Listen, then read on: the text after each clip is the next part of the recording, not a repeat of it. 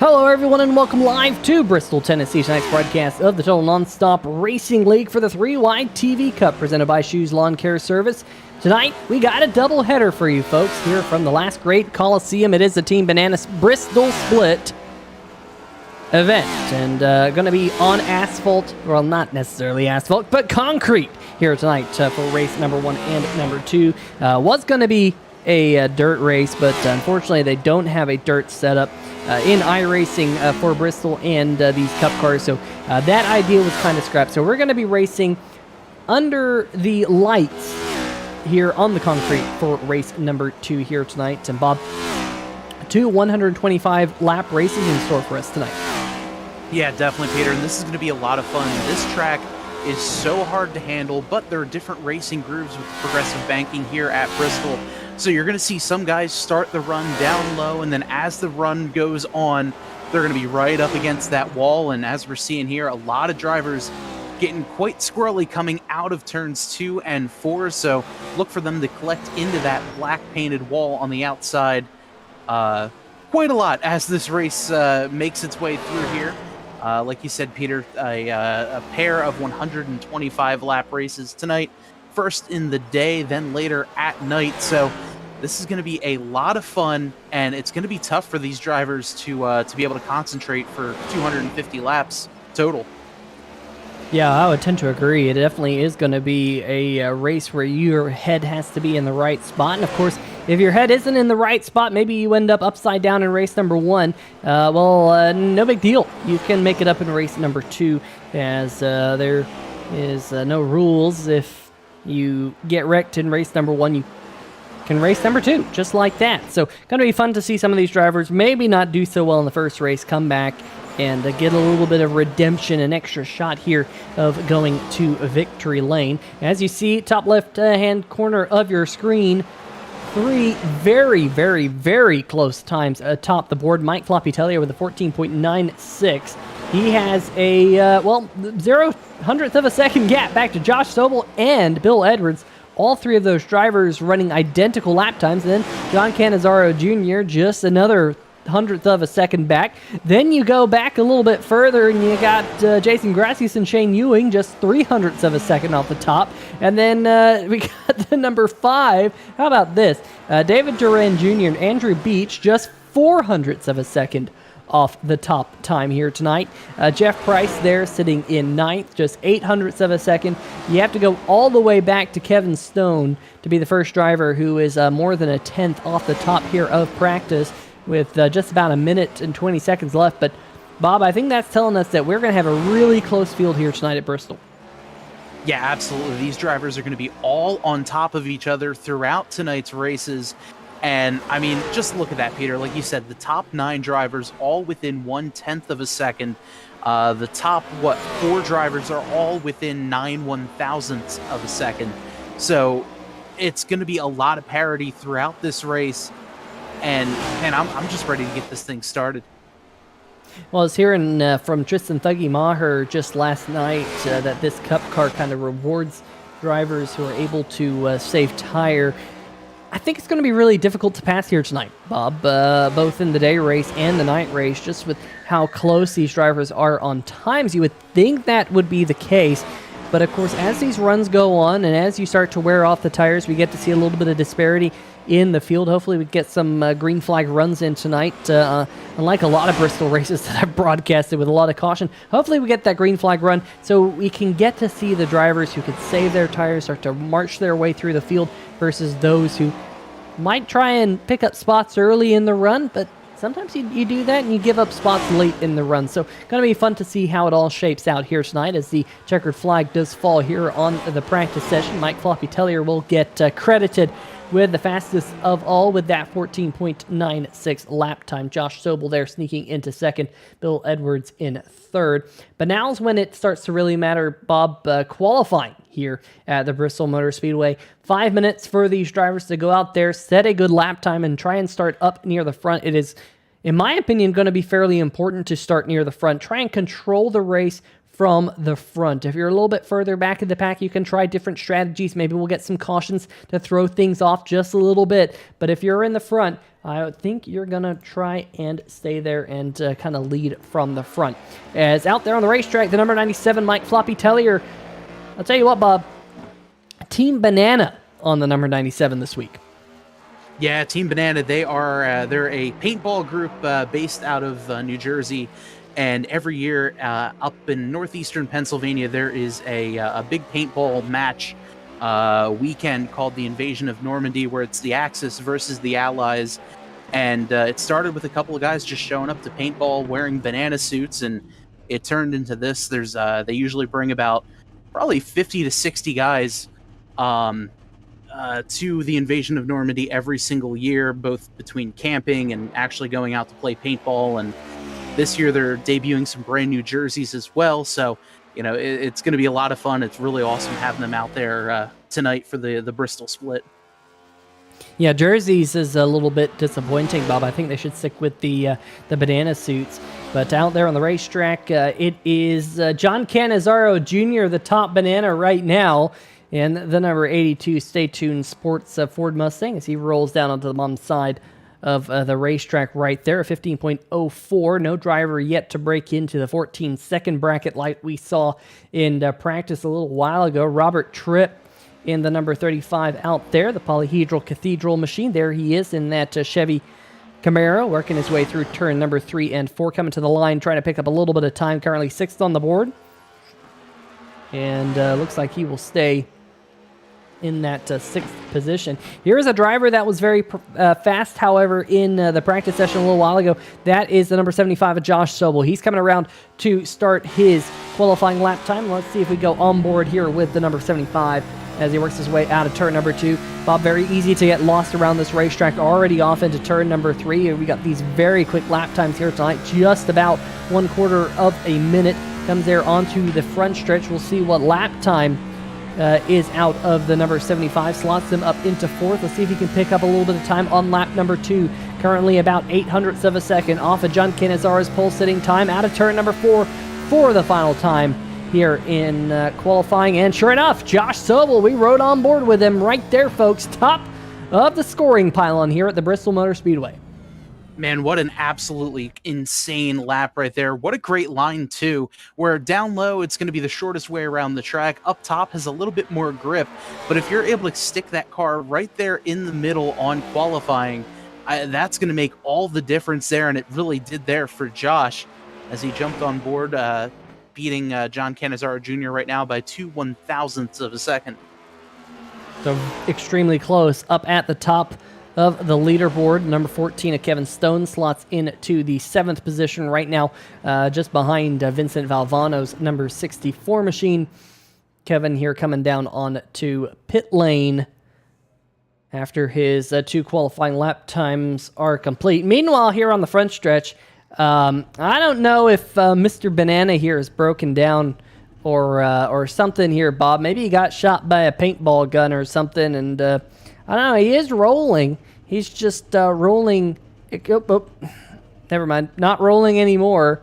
I was going to say he, I think, might be going for the world's longest qualifying lap time at the Bristol Motor Speedway in a 5-minute qualifying session as he continues to sit here parked on the front stretch. Maybe you think maybe signing autograph. I don't know if anyone would want an autograph of the driver hailing from Sarnia, Ontario. I'm not convinced.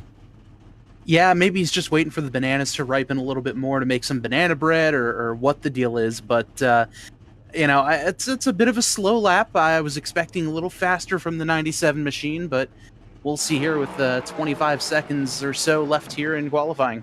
Oh, Jason Gracias did put in a top 5 lap time there, just smacked the wall in turn number 1. Going a little bit faster than Mike Tellier in that number 1 machine. Here he is, still about 10 feet away from the start-finish line, just creeping.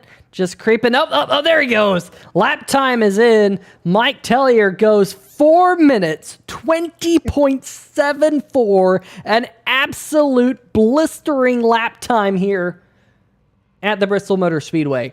I think I could have pedaled faster around the racetrack. It's a new track record there for that 97 machine. So, good lap there. I can't believe, I can't believe anyone was able to beat him on that lap. I'm just shocked that number 97 is not on the pole. But he's going to have to start a little bit further back in tonight's starting lineup. And speaking of tonight's starting lineup, let's bring it up for all of you folks back at home. Starting on the pole is the number 75 machine of Joshua Sobel. John Canizaro Jr. will be starting to his outside. Let's see if maybe we can... that looks... with all the crowd that we have here tonight, maybe a little bit difficult to read for all you folks back at home. So let's see. I don't know if we have a good shot here tonight. Joshua Sobel on the pole. John Canizaro Jr. to his outside. Shane Ewing and Bill Edwards rolling off from fourth. Jason Gracias, Tristan Thuggy Maher will be alongside him on row number 6. Vincent Valvano and Kevin Stone rolling off from row number 4. Robert Tripp and Jake Eisberg rounding out tonight's top 10 starters. There, Bob. In row number 6 on the inside is the 28 machine of Jamar Dumas. On his outside is the 24 of Gage Dodson. The slowest yet fastest lap here at Bristol ever recorded. That'll be the number 97 of Mike Floppy Tellier. He's in 13th. 14th is the 5 of David Duran. Did not put in a qualifying time. Andrew Beach and Jeff Price round out row number 8. And finally, row number 9, the 7 of Garrett Gleason and the 3 of Jason Schue. So 18 drivers will be starting here tonight at the Bristol Motor Speedway as the iRacing pace car is just getting set to let these drivers start rolling. There's the look out of turn number 4 that we'll see here tonight. We've seen a lot of drivers struggling up off the corner, Bob, in practice just a little while ago. Drivers getting loose up off the corner, spinning it around, and making contact with the outside wall.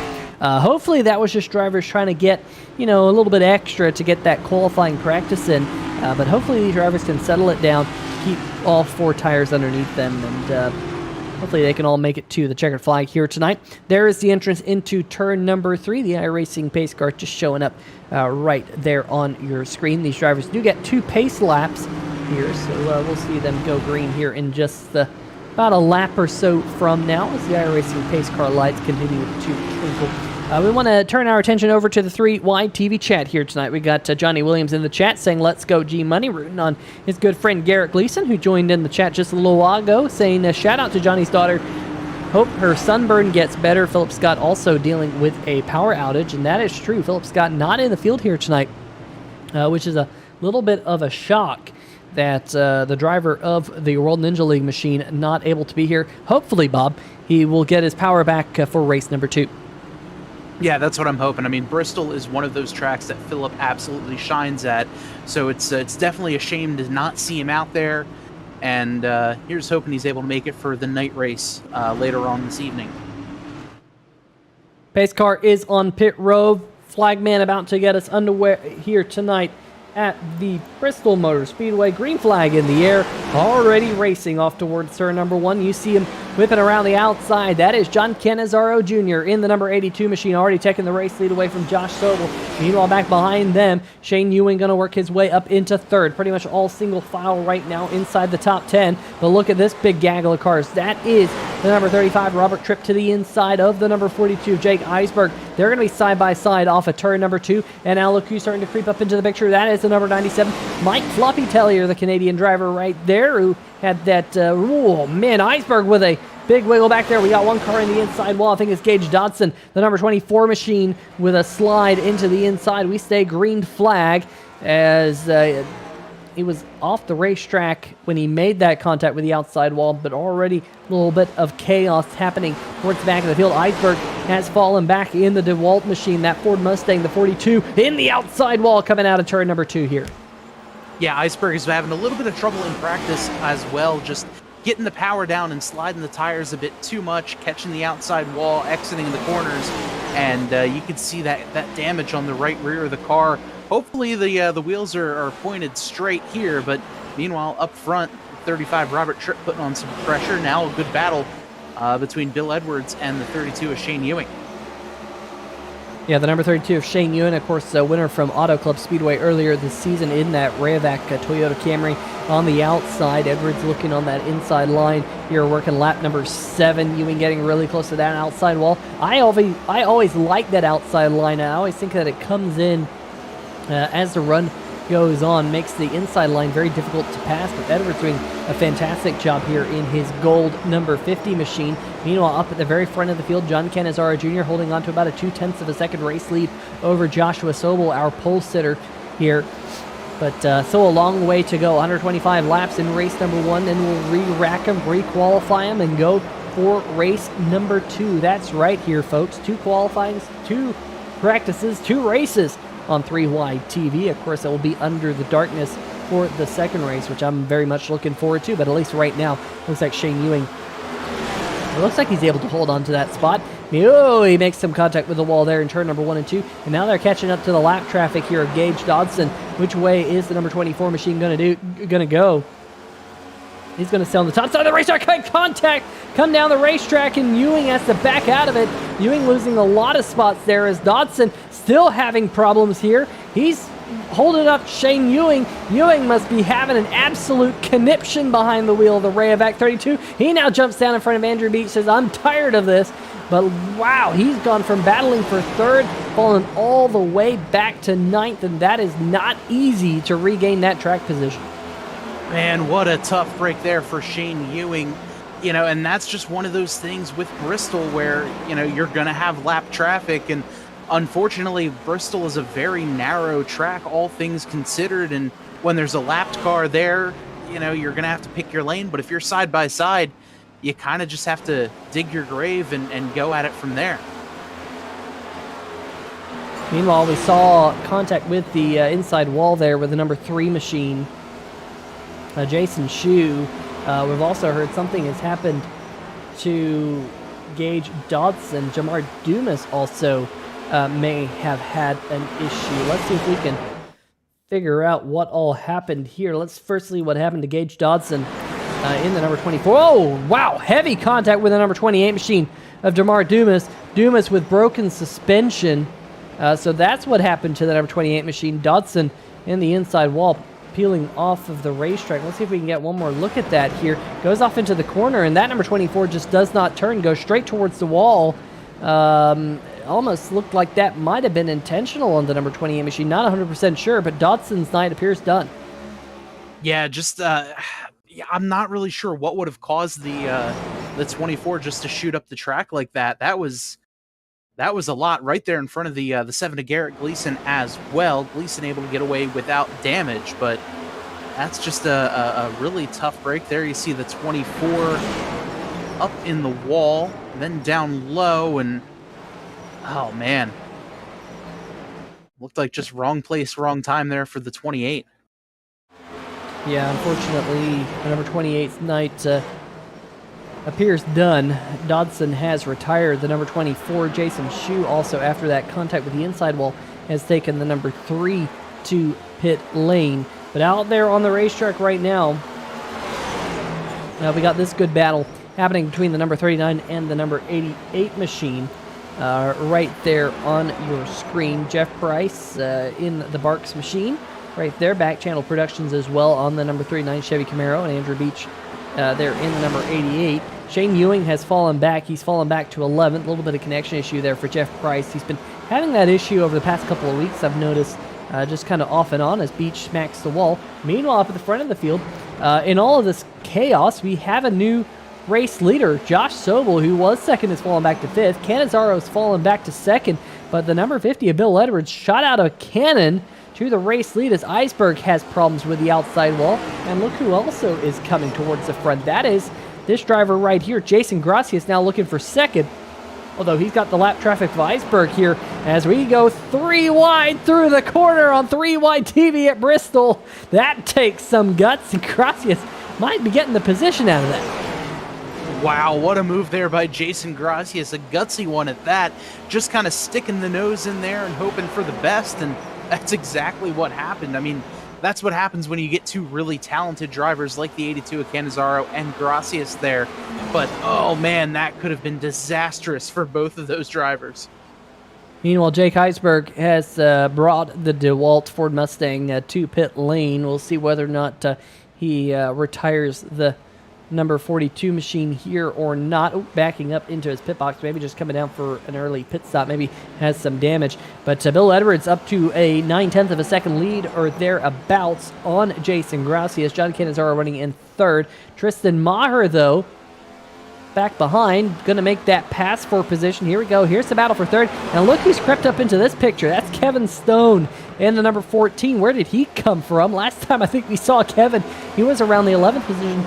This is a really odd here, Bob. I don't think I have seen this many passes for position in a Bristol race, in iRacing, in a long time. I mean, definitely. We've had drivers going up the leaderboard, going down the leaderboard. It's crazy. Yeah, this is absolutely insane, and I'm all for it here. I don't know if it's just tire degradation, tire saving, where some drivers are going all out and others are saving, or what exactly is happening. But there's side-by-side action all over the racetrack. Some great battles here too. This one between Cannizzaro and the 14 of Kevin Stone, looking pretty darn good now.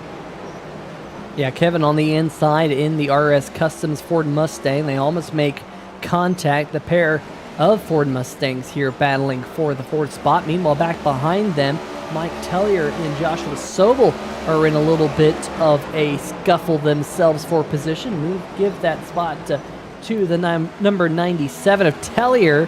Tellier, though, about 6 seconds behind Bill Edwards, but Bill Edwards up at the front of the field has been caught by Jason Gracias as we have a battle breaking out all over this racetrack right now as the number 1 MaxGraphics.co Chevy Camaro down to the inside as we've been green flagged through the opening 32 laps. It has been an eventful 33 laps here at the Bristol Motor Speedway here. Edwards still holding on to that lead. Maher has settled himself up into third. Cannizzaro and Kevin Stone still battling for position. There they are as Eisberg has rejoined the racetrack there a little bit further behind. Eisberg on fresher tires is absolutely hauling the mail. I mean, I can only think, let me just look, last time by, this is pretty crazy. I don't think I've seen this much fall off at Bristol Motor Speedway ever, Bob. Right now, the leader's last lap was a 16.75 second lap. That is almost 2 seconds slower than what we saw them run in qualifying. And we're only 35 laps into this run. That is just absolutely madness as Bill Edwards and Jason Gracias up at the front of the field go toe-to-toe for the race lead here once again out of turn number 2 down the backstretch. And caution, coming out for the first time here tonight. Bob, I believe lap number 35, stage caution here? I believe that would be correct as well. And this tire fall off is absolutely absurd, and that's what's really given these cars, or these drivers rather, a bit to handle out there as we see passes everywhere, great battles as well. And this is only 35 laps in. We still have about 125 in the next race and another 90 some odd laps here. This is going to be a lot of fun. Leaders coming down pit road, Bill Edwards, Jason Gracias, Tristan Thuggy Maher, John Cannizzaro Jr., and Kevin Stone. Now, it will be interesting to see what these drivers can take from this particular run and apply it to the next run, as we only have one stage break per race here tonight in the Team Banana Bristol split. All the drivers work into their pit box, although Jeff Price appears to maybe have just done a drive by his pit stall. The one thing to note, Bob, that might be an interesting consideration here tonight, as I believe Jake Eisberg picks up our Polyhedral Cathedral Lucky Dog under this particular caution, is drivers trying slightly different strategies.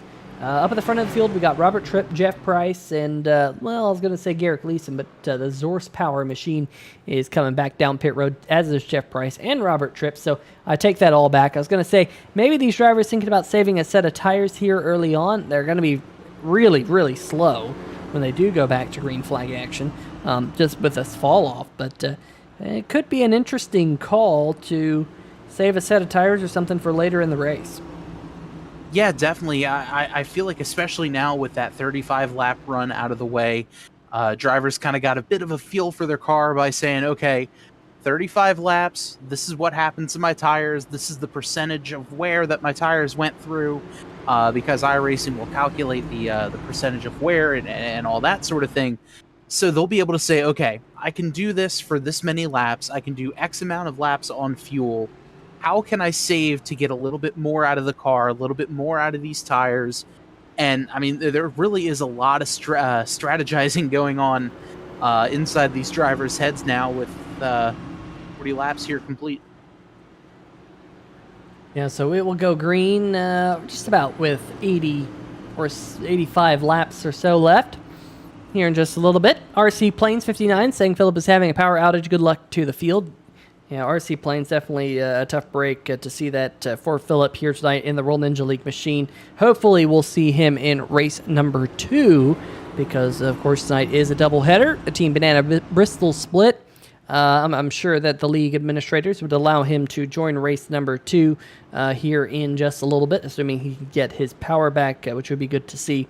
But doubleheader means double points here tonight, and I know a couple drivers have that on their mind here tonight to try and pick up spots, because you and I know, Bob, that Bristol at times can be a little bit of a crapshoot to who ends up in victory lane. Yeah, for sure. And there's always the possibility of the Bristol bump and run too. So, if you're coming down to the end of the race, there's someone in front of you, you want to get that position, you might have to use that chrome horn, and points are always at a premium, but especially tonight here with this doubleheader. That is for certain. Pace car heading down pit road will go green on lap number 42. The answer to life, the universe, and everything, and the lap on which we go back. Green flag here at Bristol Motor Speedway. Jason Gracias trying to show all that pace that he had late in the run to take the race lead around the outside. That's what we saw at the beginning of the race when John Cannizzaro Jr. whipped around Josh Sobel to take the race lead. And sure enough, Jason Gracias, new race leader here at Bristol Motor Speedway, side-by-side battle back behind him. Let's go on board here with Tristan Thuggy Maher, as we saw right there. The number 50 of Bill Edwards has now lost another spot to Cannizzaro Jr. Here we go, on board with Thuggy. Doing a fantastic job here, missing the wall up off the corner. It sounds easy to do, missed the wall, but it's easier said than done here at Bristol Motor Speedway with all the speed that you carry through the corner. Look at that, 9,400 plus RPM out of that engine here on the back stretch, and 9,600 RPM there down the front stretch, Bob.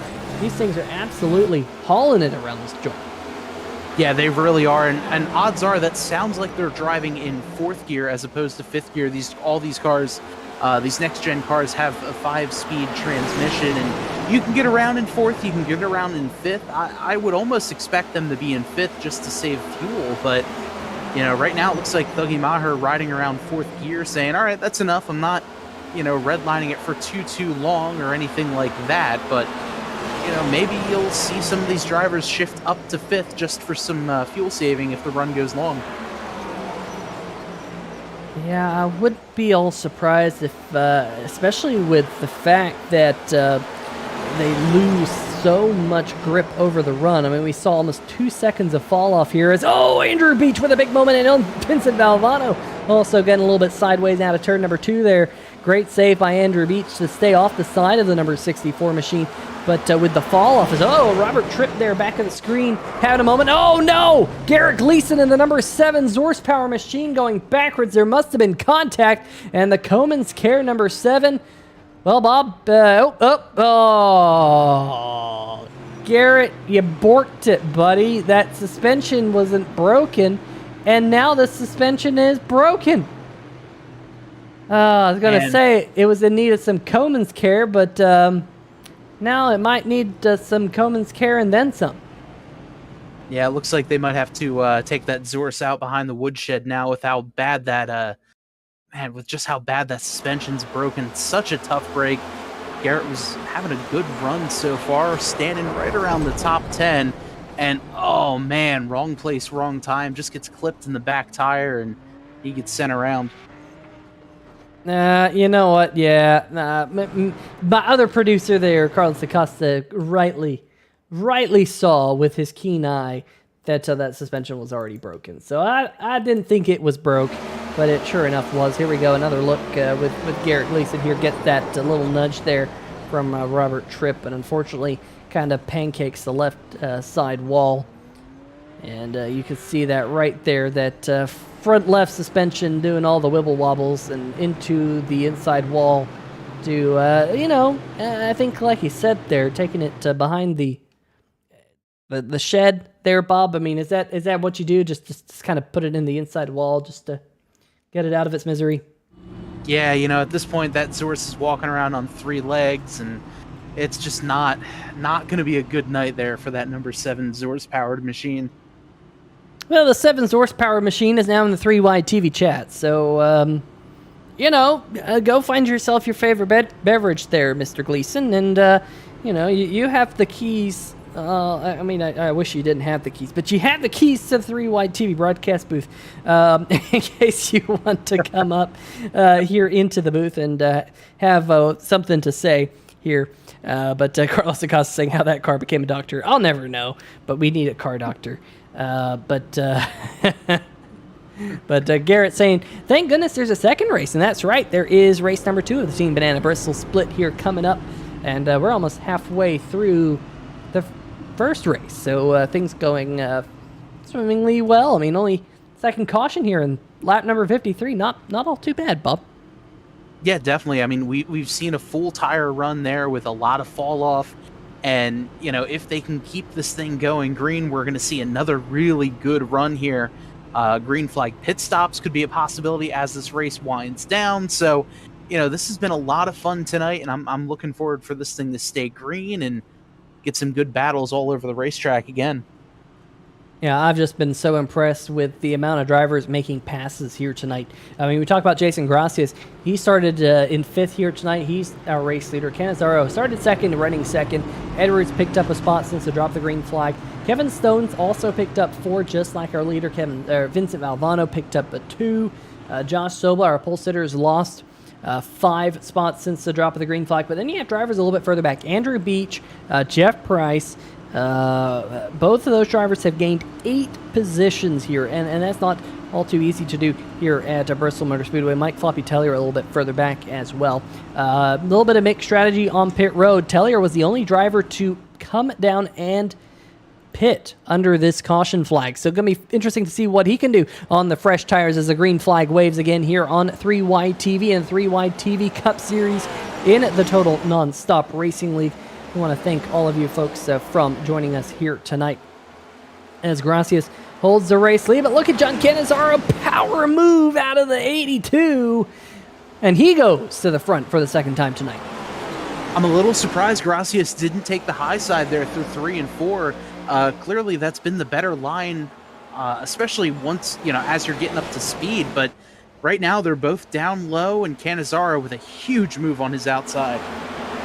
Meanwhile, a little bit further back in the field, here is the driver who has really fallen through the field. That is the number 32 of Shane Ewing, but he just made a move on the 39 of Jeff Price. Ewing trying to work his way up back closer to where he started at the drop of the green flag. Meanwhile, Valvano now racing with Andrew Beach. We saw those two almost get in contact with one another just a little while ago. Valvano to the inside, Beach to the outside, give the spot to the 88 for now. Meanwhile, back behind him, oh, that's way back behind him. That is one driver sitting on pit road, Robert Tripp, who we just saw make that contact with the horsepower number 7.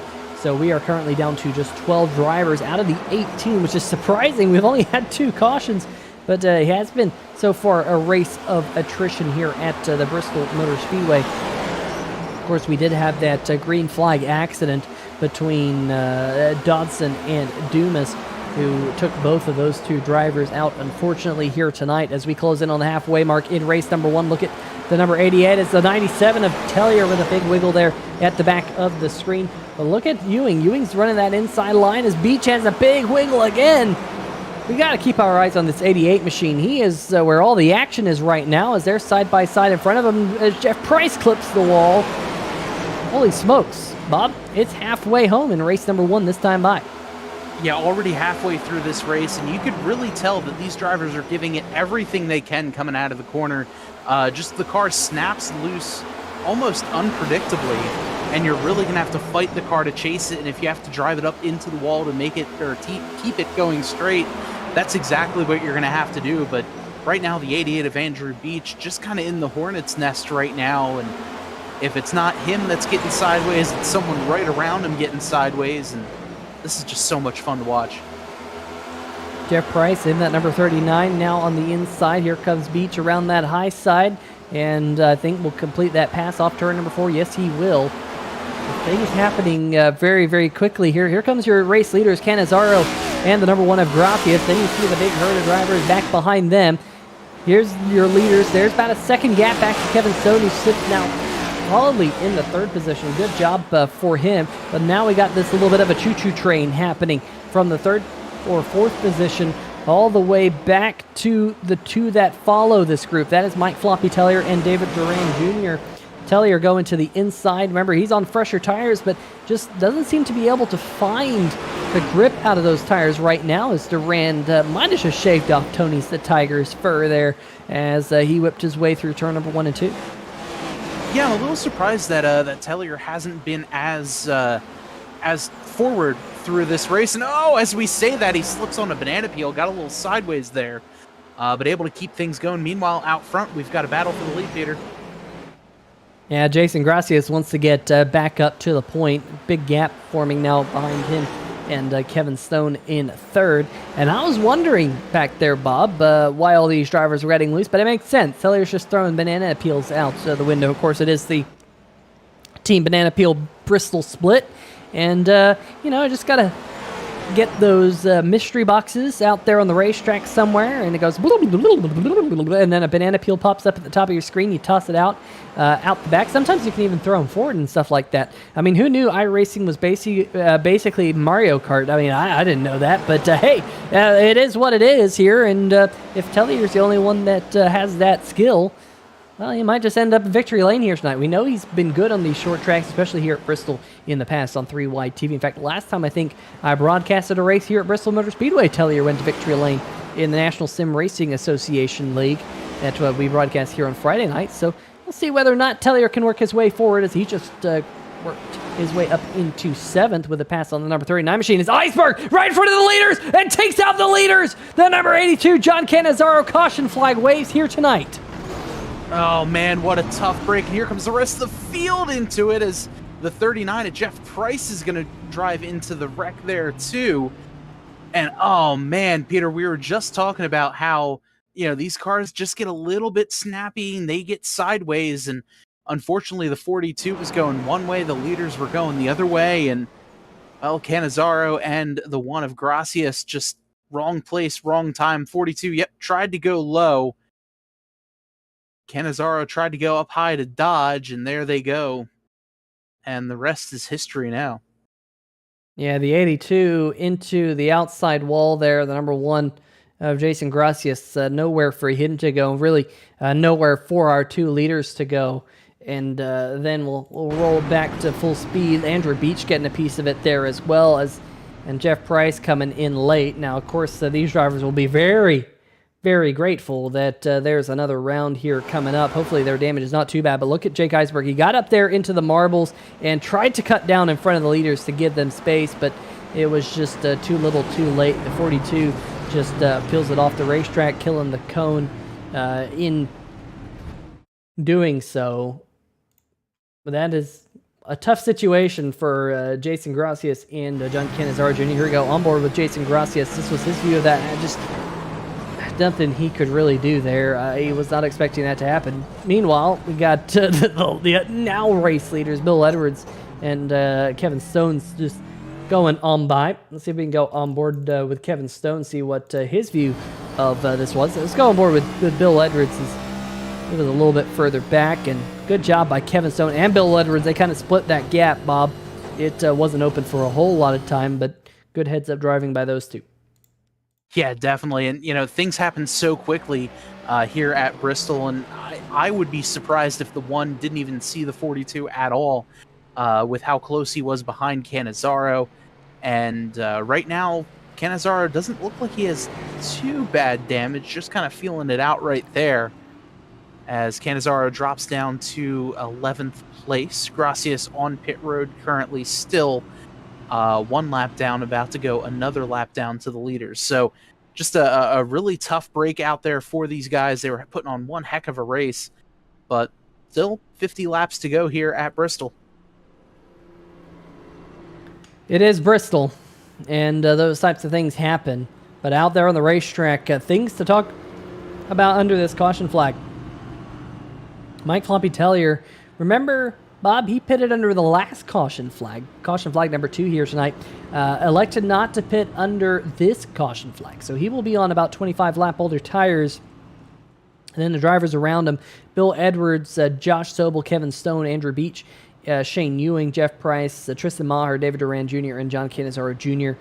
Back there, a couple of the juniors in 9th and 10th. Vincent Valvano currently last driver on the lead lap in the number 64. Not sure if he got a piece of that accident or not, but he's currently being scored in 11th. Maybe just elected to come back down, grab some extra fuel as we are inside 50 laps to go here tonight. Looking over at the chat, we got Mr. Producer Carlos Acosta in the chat as well. Carlos, hopefully you're having a good night down there on the southeastern coast. Go down to the beach for me. We have all the heat and all the humidity, just no beach anywhere close to me. It's not the most fun. But I don't know, if you live close to the beach, is it actually a vanity of living close to the beach? I don't know. Does it wear off at some point? Carlos, you have to fill me in on that. The iRacing pace car, though, heads off the racetrack. That's good news.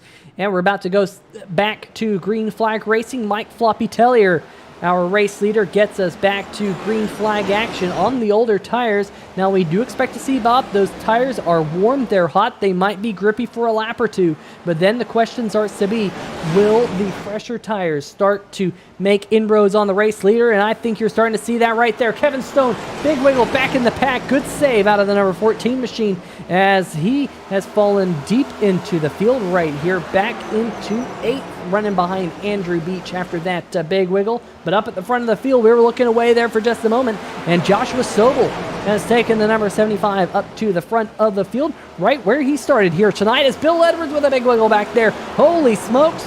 We're going to have to watch this entire group of drivers here, Bob, because this looks like where the next wreck is going to be. Yeah, definitely. I mean, with the way Canizaro is able to move his way up through the field, the older tires on the 97 of Mike Tellier, and just cars getting sideways. You saw the 17 there, Tristan Thuggy Maher catching the outside wall. Everything's just kind of kicking off all at the same time. Action all over the racetrack. And if this is how this race is going, I cannot wait for the next race just because of how exciting things are going right now. Meanwhile, up at the front of the field, Joshua Sobel under pressure by Shane Ewing. Remember, Ewing, I think he fell as far back as 11th here tonight, outside of the top 10 in his Rayovac Toyota Camry. Remember, he had that huge moment when one of the lap cars, I want to see it was Gage Dodson, kind of boxed him in, and he fell almost outside of the top 10, preserved his Toyota Camry to fight another day, and now he's fighting for the race lead. That was a great heads-up move in the hindsight as the 75 has another wiggle. In fact, just watch these drivers. They're really struggling off the corner. Especially, I think, turn number 4. Oh, big wiggle there. Getting really close to the wall also was Shane Ewing. Let's see them just kind of slide their way out of turn number 4. Yeah, I've been watching the 17 of Tristan Maher these last few laps, and that's exactly what's been happening. He's been really getting loose coming out of turn 4 especially, and you can really see the tire tracks that he's laying down there. He's been able to collect himself these last few laps, but before that, it was probably about 3-4 laps in a row, just almost sideways coming out of 4 each and every time, but he's still able to move his way up, currently running P6. Yeah, currently running in the 6th position. Usually you find Philip Scott somewhere close to the number 17 of Tristan Maher on the scoring pylon. We'll see whether or not his power outage is... contact! Andrew Beach in contact, and Canizaro Jr. is collected a little bit further back, and caution flag waves again, the 4th one here tonight. And again, the 82, nowhere to go. Canizaro Jr. getting collected again. Let's see what happened here. Again, coming off of turn number 4, it seems like it's been calamity corner here in race number 1. And when it rains, it pours for the Wild Child. Just wrong place, wrong time again. And unfortunately, he's on the receiving end of that huge crunch there by the 88. And if that didn't give him any damage, or if the first wreck didn't give him any damage, this one is definitely going to give him some repair time there on pit road. And that's a shame for Andrew Beach. I was just about to say, Bob, that he's putting in another good showing here tonight on 3WideTV. He's been having some good races here with the series since coming to the Total Nonstop Racing League, but now currently being scored 1 lap down on the scoring ticker there on the left-hand side of your screen. Jason Gracias in the number 1 machine. For those folks at home wondering about him, he has not returned to the fray. There, however, is a driver who has returned to the fray here tonight. That is Jamar Dumas, who here in a couple laps will be picking up a spot from Jason Gracias. The Stay Tuned Sports number 28 just so happens to be our Polyhedral Cathedral Lucky Dog Award winner under caution flag number 4 here tonight. I think the only driver currently running 1 or more laps down out there. Andrew Beach, looks like he's still running. Big scored 1 lap down right now, but the good news is still under fire. Going to come to his pit crew here, get some more damage repaired. Our race leader, Josh Sobel, electing to stay out under this caution flag. But mixed strategies again here, Bob, as Bill Edwards and Mike Telly are both elected to pit. You know, I'm glad to see the 97 head down pit road. He had some very old tires, and he felt like a rock through the field. Bill Edwards is also going to come down pit road there, too. So some fresh tires there with a 30-ish lap run. That might be the last time we see those two down pit road. And they're going to have a bit of an advantage. Only about 17 laps or so difference between themselves and the leaders. And that 17 laps could make all the difference, Peter. Yeah, of course, we did see about a 30, I think it was a 35-lap run. Yeah, it was 35-lap run right at the start of the show. We were inside 35 laps remaining. So it could happen. You're saying it could happen? Yes, I'm saying it could happen. But Tristan Maher is saying his point of view was crazy for the last accident in the number 17 machine, as he kind of saw it all go down. Let's see if we can quickly get a quick 3WideTV replay before we go back green here and go on board with Thuggy Maher here. Let's see. Here we go. This should work out well. No, that's not the one. I wanted the gyro cam, but we'll just kind of see this right here. And yep, yeah. I could see how that would have been a little bit crazy there, Thuggy. But we'll go back out there on the racetrack because the field doubling up here for the upcoming restart here, working their way down the backstretch. Sobel has the control of this restart. Shane Ewing, Kevin Stone, Tristan Thuggy Maher, top 4. Bob, 30 or so laps, all to play for here in race number 1. Yeah, this right here, this is going to be a lot of frantic racing. A decent jump there by the 75. 32, a little bit slow on the loud pedal. And then look at that. Josh Sobel, a huge jump. 32, Shane Ewing right behind him as well. And, Tristan Maher, a little sideways again. But everyone able to get through here for this first lap. Everyone getting through A-OK. 28 laps to go this time by. We got our eyes set on the drivers who did come down pit road. Bill Edwards making a pass to the inside of Jeff Price, working his way back up into 6th as Maher has a big moment out of turn number 4. Got to the inside of Shane Ewing, but also got sideways on the inside of the number 32 machine. Now they go back to single file, but interesting to see Maher favoring that inside groove. Ewing here struggling as Maher has a big wiggle. Bob, they're really pushing it here late in the race. Yeah, not only are they pushing it, they're all on top of each other as well. No one, really in their preferred line. I think the 17 likes where he is down low, 32 likes up high, but everyone else just kind of stuck on top of each other. And, like you were saying, Peter, it's a little tough to pass here early in the run, but once these tires fall off, it's pretty much anyone's race. As the 14 of Kevin Stone able to get around the 17. Now he's going to set his sights there on the 32 of Shane Ewing. Yeah, fantastic job there by Kevin Stone to kind of wait for that opportunity. Was able to get on by. Maher with a big wiggle back there. Wow, that was a big moment. We saw 3 wide again on 3WideTV. That's second time tonight. We've said 3 wide on 3WideTV here at Bristol Motor Speedway. Edwards now starting to charge his way up through the field, but look who also is charging through the field. That's Mike Floppy Tellier.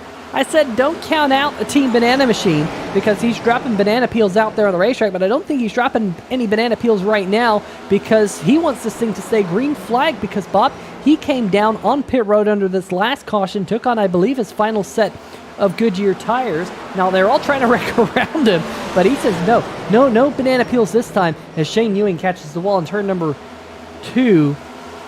The 32 really sliding back. You can only think that maybe he used up his stuff a little bit too hard too quickly as he's now falling into the clutches of Vincent Valvano.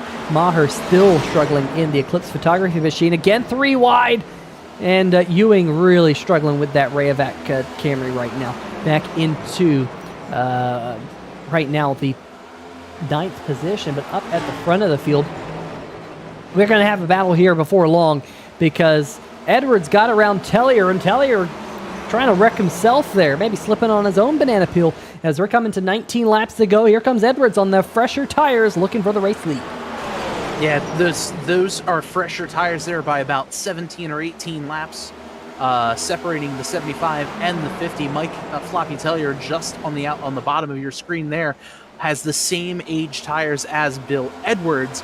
So these two guys are going to shuffle their way up front, and now the race is on. 18 laps, and those two drivers are sitting there and praying for it to stay green the rest of this race just so they can keep this tire advantage. And this might be a one-on-one shootout here for 17 laps now. Yeah, it very well might be a one-on-one shootout here between these two drivers. Tellier had a look to the inside. Now Edwards able to scoot away just a little bit. Remember, at the beginning of the show, these two drivers were close to each other on the practice charts, right up at the point of the field. But we've seen Edwards lead laps tonight. We haven't seen that out of Tellier. Tellier starting to fall back now just a little bit, back to a half second. Let's go highlight some of the other battles. Meanwhile, throughout the field, here's David Duran Jr. battling with Jeff Price. This is for a top 5 position. Tony the Tiger wants a top 5. He heard that it's great in that Chevrolet Camaro to finish inside the top 5, so he wants to do that. There's John Canizaro Jr. 1 lap down, trying to get his way on by this battle. Then you have Tristan Thuggy Maher just absolutely knocking down the outside wall there in turn number 4 in the Eclipse Photography Ford Mustang. So now looks like Duran Jr. is going to fall into clutches of Thuggy as Thuggy again gets close to that outside wall. 13 laps to go. You're not missing anything up at the front of the field as Josh Sobel is starting to get some pressure out back from Kevin Stone. That would be a battle for third, but it's not quite as good as this battle as Maher looking to the inside. Be 12 laps to go for these two as they go across the start-finish line right here on the front stretch. Maher again getting loose. He's just really struggling with those rear tires right now, Bob. Just he's got to be patient right now as he smacks the wall out of turn 2. Yeah, patience really is going to be the key for these drivers there. It's so easy to smoke the tires coming off of the corner because this is like a miniature Dover where you're a little bit lower in the corner and you kind of spring up like a roller coaster out of the corners, and that really is going to give a lot of load on those back tires, makes it easier to spin them and get all that heat in the tires as well. So, you know, it's going to be a big killer on the rears, and you're going to be sliding around like we're seeing that 17 machine doing. Well, the graphic down there in the bottom right-hand corner of your screen having a little bit of a seizure there. But there we go. Josh Sobel, Kevin Stone battling for the third spot.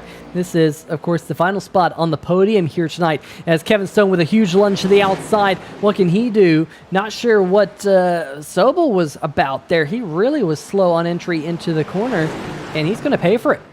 Kevin Stone whipping around the outside. Great job for the number 14 here in race number 1. 7 laps to go. Edwards Goes across the start-finish line, now almost up to a second up at the front of the field. Now here comes Jeff Price looking to the inside of Sobel. That would put the back channel production Chevrolet up into fourth. He just barely clears the 75, but here comes the 75 right back. Just made it look like Jeff Price was standing still. Not sure if Price might have been shifting there, Bob, or something, but that back channel production Chevrolet really looked a little sluggish out of turn number 2.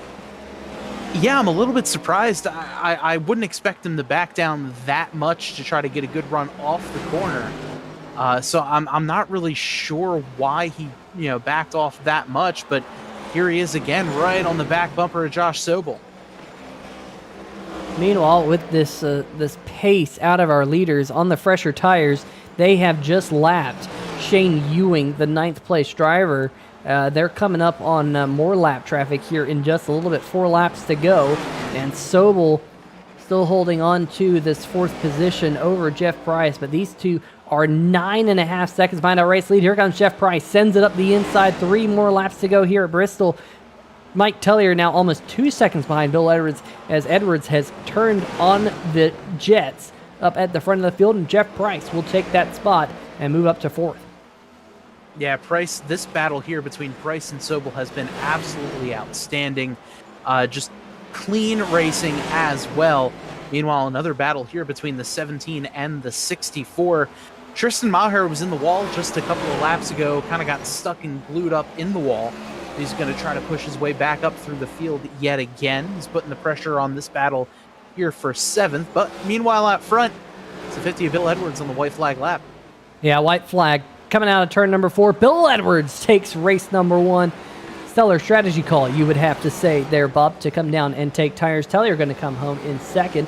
We're going to have to watch this battle right here, though. This is best battle on the racetrack. Tristan Thuggy Maher, can he get on by Vincent Valvano? No, puts it in the outside wall. And I think broke the suspension right there in the Eclipse Photography Ford Mustang. Better to break the suspension on the final lap than on lap number 30, like we saw out of Garrett Gleason, who was able to get back out there on the racetrack, finish in 14th. But for Bill Edwards, Silent Syndicate Racing, it is a race number 1 win here on 3WideTV. We'll get to re-rack them and do it all again here at Bristol. Another 125 laps coming up for you here on 3WideTV. Folks in the chat, what did you have to think about that race? I think it went pretty darn good. I think only 4 cautions and 125 laps and a 30-lap run to the green, the checkered flag there at the end. Bob, I don't think you can really complain. Yeah, absolutely not. Started the race with about a 35-lap run, ended the race on about a 35-lap run as well. And, that's pretty darn good. Bill Edwards here burning it down on the front stretch. And, that pit strategy that we saw out of him to come down pit road on that last yellow really made the difference. Was able to jump his way up through the field. Now he's celebrating there on the start-finish line. Yeah, great job out of the number 50 machine. But, folks, we're going to have to, quickly get through some final race results for everyone. And then, guess what? We get to do it all over again. Pretty darn fun here tonight at the Bristol Motor Speedway. Andrew Beach says, hey, I junked it finally, had speed. Glad to see it didn't ruin Bill tonight, though. The Windsors in the chat also saying congratulations to Bill Edwards. Let's see if, however, we can get some post-race interviews with our top 3 finishers, Kevin Stone, Mike Tellier, and Bill Edwards. See if we can get them up here into the 3WideTV booth, see what they have to say about race number 1, and then let's see what they have to say about race number 2. Bob, why didn't you take it away with Kevin Stone? Yeah, definitely. I'm here with our 3rd place finisher, the number 14 car, Kevin Stone. And Kevin, first of all, congratulations on the 3rd place finish. Talk to me about your night. Yeah, just saving tires, staying out of trouble there. We had a couple close calls that we were able to get around, but yeah, just keep it clean as much as we could and keep the tires on it for the last end run. That last run there, I think I burned them up a little too much at the end, but we managed to get by Sobel there. And we were talking in the broadcast about the fall off on these tires, where there was about a 1.5 seconds, almost 2 second fall off between the pole speed and the end of run on these tires, and that kind of contributed to a lot of good passing out there. Was that the case? Did you kind of feel that in the car as well? Yeah, definitely. All through practice, I really thought I'd just burn them right off within 20 laps. I was riding behind Gleason, Gracias there, for a while at the beginning and noticed his line and tried doing that, save tires on it. It really worked. So I just kept that way going the whole time, and it seemed to work out and save them a little bit. Well, next race here at Bristol again in just a few minutes. Night race at Bristol. Changing any strategy, any ideas on how you're gonna approach the next part of this doubleheader? I'll get out here and practice for a little bit and see if it's changed much. But otherwise, we'll keep the same strategy if it works. Awesome. Well, Kevin, before we let you go, I'm sure you have some shout outs for us, so let's hear them. Yeah, I want to dedicate this top three to Todd Kirkwith. He was a teammate of mine at PSS here, and want to dedicate that top three to him. Like to thank RS Customs, you guys in the booth at 3WideTV, TNR for everything they do. Jason Schue for sponsoring the series. It's great. Awesome. Well, Kevin, congrats on the third place finish, and we're looking forward to seeing you out there on track tonight with the second half of this Bristol doubleheader. All right, thanks. All right, that's our third place finisher, Kevin Stone, and Peter, I believe you're catching up with our second place finisher. Yeah, I just think that I just have to wonder. Do you think the Kevin Stone curse is broken? I don't know. I guess we'll have to tune in for race number 2 and find out. But hey, maybe we should do these double headers more often for Kevin. But yeah, I'm down here with the number 97 Mike Floppy-Tellier making that late race strategy call to pit with about 35 laps to go, take fresh tires. And Mike, I bet you everyone else is going, man, that was the best strategy call ever. I mean, what did you think the chances were of going green there for the final 30 or so laps? Well, I mean, I don't know if it's the wise old owl or what, but old men prevail. So congrats to Bill for his win tonight. Good job. He had the same strategy I did, so but no, even if there was a wreck, like say there was another quick caution and they all went down for tires, I don't think there would have been enough tire difference with that little bit of green flag laps left to make a difference. So once everyone goes down and gets the fresh rubber, like me and Bill should have cycled up front anyway. So I don't know. It seemed like the right time to get the last set of tires, and obviously it was the right call. So yay. Well, it was the right call, but you got to re-rack them and do it all over again. Another 125 laps. How mentally challenging is this racetrack after 125 laps and knowing, hey, we're only halfway through the night? Well, I don't know how, but that was like the calmest, nicest Bristol race I've ran. I ended up with 0x, me of all people.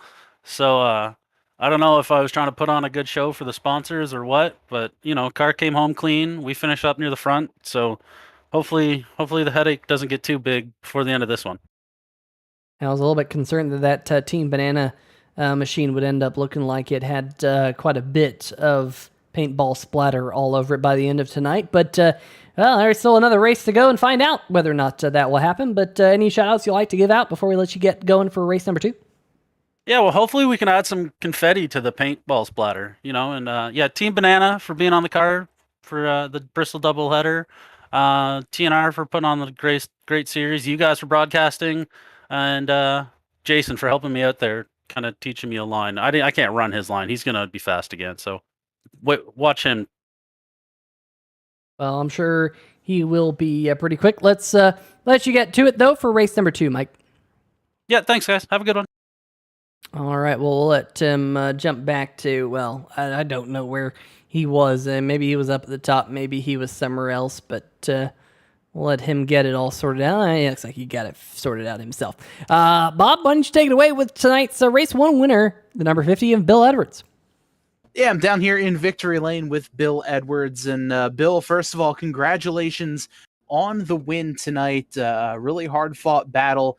Talk me through your strategy there. You and Mike, the only two to come down pit road on that last yellow, taking a bit of a gamble. Tell me about that move.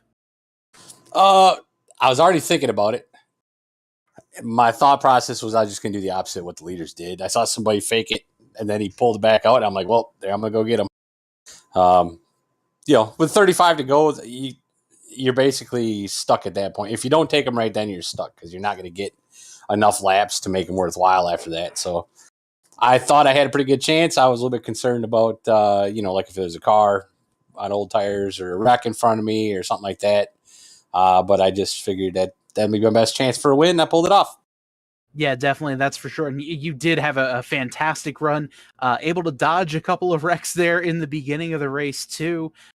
Kept it clean. Obviously the night version of this race coming up next. What are your thoughts there? Anything you'd like to maybe change up on your strategy or your attack of the race or anything along those lines? Nope. Just gonna run it. I'm gonna try to duplicate it. Gracias was so much faster than me on the 35 lap, but I was just going to try to run it pretty hard. I took it easy for a few laps and then ran it as hard as I could. And just used the back bumper for the last 5 laps just to try to make sure he couldn't get around me. So they got the stage there, and then, those guys had pretty bad luck. Him and John Canizero with lap car there. Otherwise, I think one of those two probably would have won it. So, but it's Bristol. It's a survival race, and you got to survive to get to the end. So, it's all I was trying to do for the most part, and run as fast as I could. Fair enough, and that's exactly what had happened. Obviously, have another race here tonight. Before we let you go, I'm sure you have some shout-outs, so let's hear them. Oh, gotta give a shout out to you boys up there in the booth. You guys do a fantastic job every week. 3WideTV, TNR for putting this stuff on. This is such a blast. I run in multiple leagues in here. My S2R teammates, my mom for watching every week.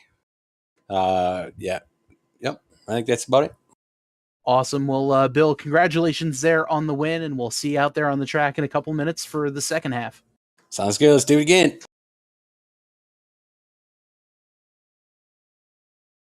All right. Well, that graphic's not exactly right, folks. Sorry about that, but it looks like you didn't have to see the graphic anyway. So fantastic. I'm just loading into the next session right now, and guess what, folks?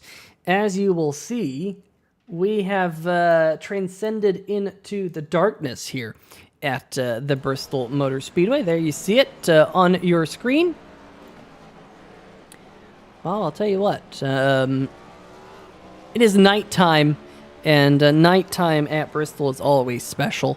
So pretty cool to see that.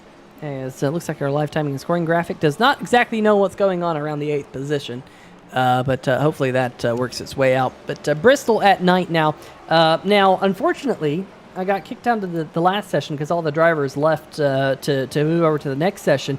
But I do have the final race results for all you folks, but I'll read those out starting right now. Bill Edwards took home the win in the number 50 machine. Mike Floppy Tellier in the number 97 coming home in second. Kevin Stone in third. Jeff Price, the number 39 machine, biggest mover of the race as well, finishing in fourth, plus 12 spots in his number 39 machine.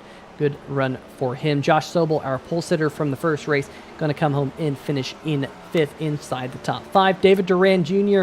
not able to give Tony the Tiger a top 5 at the end of the night. But, well, he ended race 1, I should say. He finishes in 6th. Vincent Valvano in 7th. 8th position for Tristan Thuggy Maher. 9th for Shane Ewing, 1 lap down. John Canizaro Jr. also 1 lap down, finishing in 10th. And Jason Gracias multiple laps down. Jamar Dumas in 12th. Robert Tripp 13th. Garrett Gleason 14th. Andrew Beach in 15th. Jake Eisberg 16th. Jason Schue in 17th. And Gage Dodson rounds out the 18-car field for race number 1. But Bob, we have a whole nother race left to go here, coming up for you right on 3WideTV. Yeah, definitely. If the first race was any indicator on how tonight's race, our second race is going to be, This is going to be a lot of fun for sure. A little bit cooler now, so it's going to be a little more gripped up.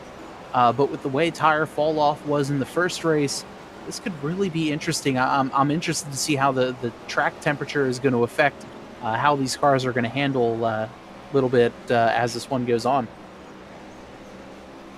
Yeah, definitely going to be interesting to see exactly how different these cars are. We always talk about how the race cars are usually a little bit tighter at night. There's a little bit more grip out there on the racetrack, and I'm already seeing that there has to be a lot more grip out there on the racetrack because remember those 15-second lap times we were talking about, Bob, in race number 1?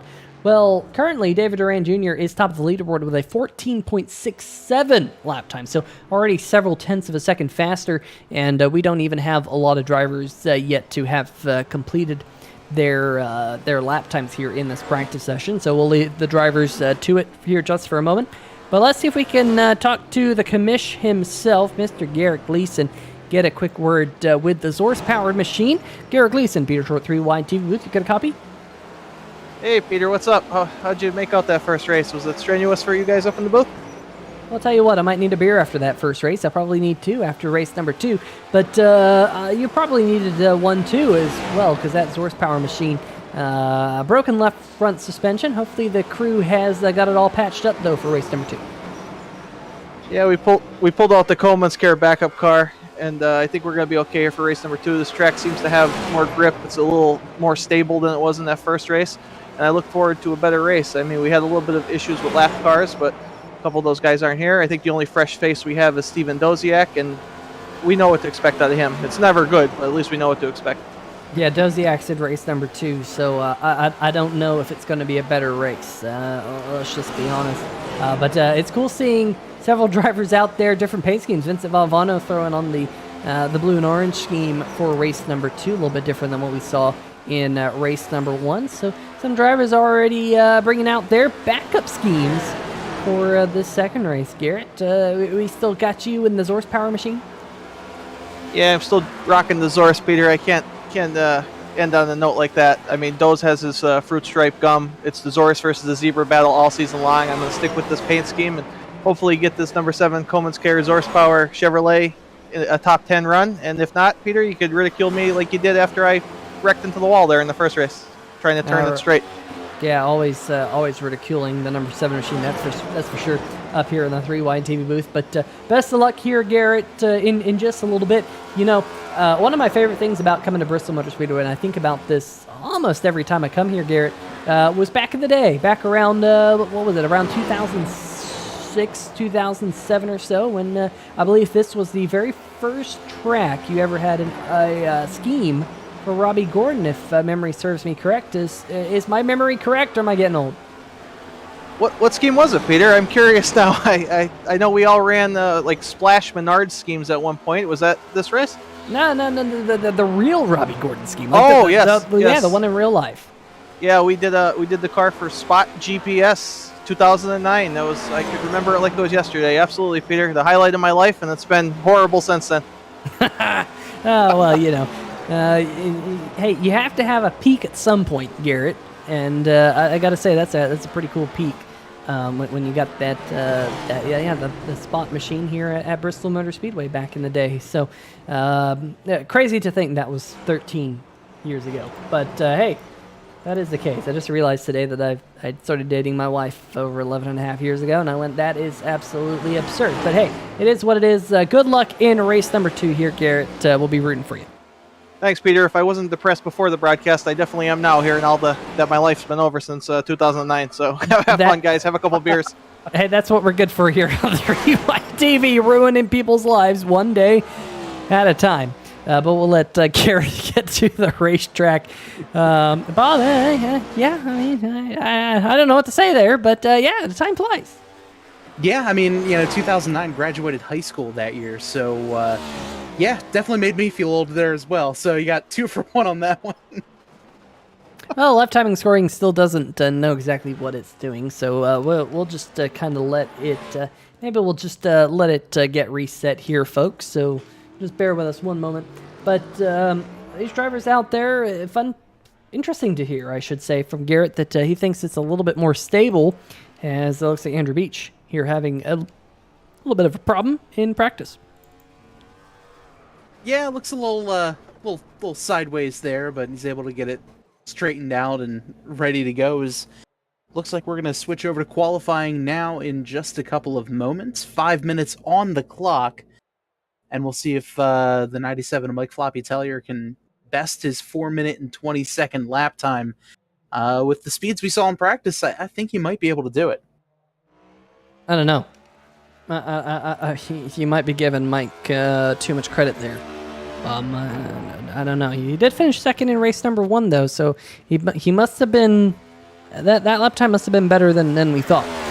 Jamar Dumas out there on the racetrack. Now, he was an early casualty in race number 1. In fact, he was involved in contact there before even our first caution flag. It was inside the first 35 laps. So hopefully Dumas can have a better race number 2. Now, I believe he did make it back out onto the racetrack in race number 1, but he's currently sitting second on the board. Jeff Price atop the board, and Bill Edwards, race number 1 winner, currently 4th on the board. Shane Ewing now jumping up to the top. He's looking for a little bit of redemption in race number 2. And oh, Mike! The banana machine. Team Banana has hit the banana peel, and Jeff Price has found that same banana peel in turn number 1. Mike, what on earth are you doing to the racetrack? And Shane Ewing jumping to the top of the board, 14.72, 1/100th of a second faster than the number 39 machine. But the clock continues to tick, still 3.5 minutes for someone to dethrone the Rayovac machine from the pole. Yeah, just mayhem here at Bristol, and that's exactly how it's going to be all night long. The track is a little bit more gripped up. You're going to see a lot faster times, a lot faster speeds. But at the same time, you're still going to see these guys getting slidey out of the corner. John Canizaro Jr. does just that as he clips the outside wall, and he's going to keep going, but I'm sure that car is pretty heavily damaged. Let's go on board with our good buddy here, Garrett Gleason, as he works his way through turn number 1 and 2. Garrett, you need to find the lap. Garrett, that's not what you do, Garrett. Garrett, nope, Garrett. It's a race car, Garrett, not a stop car. It's a stock car, but not a stop car. As he pulls off the racetrack, man, I think I might need to be the spotter for that number 7, just one night.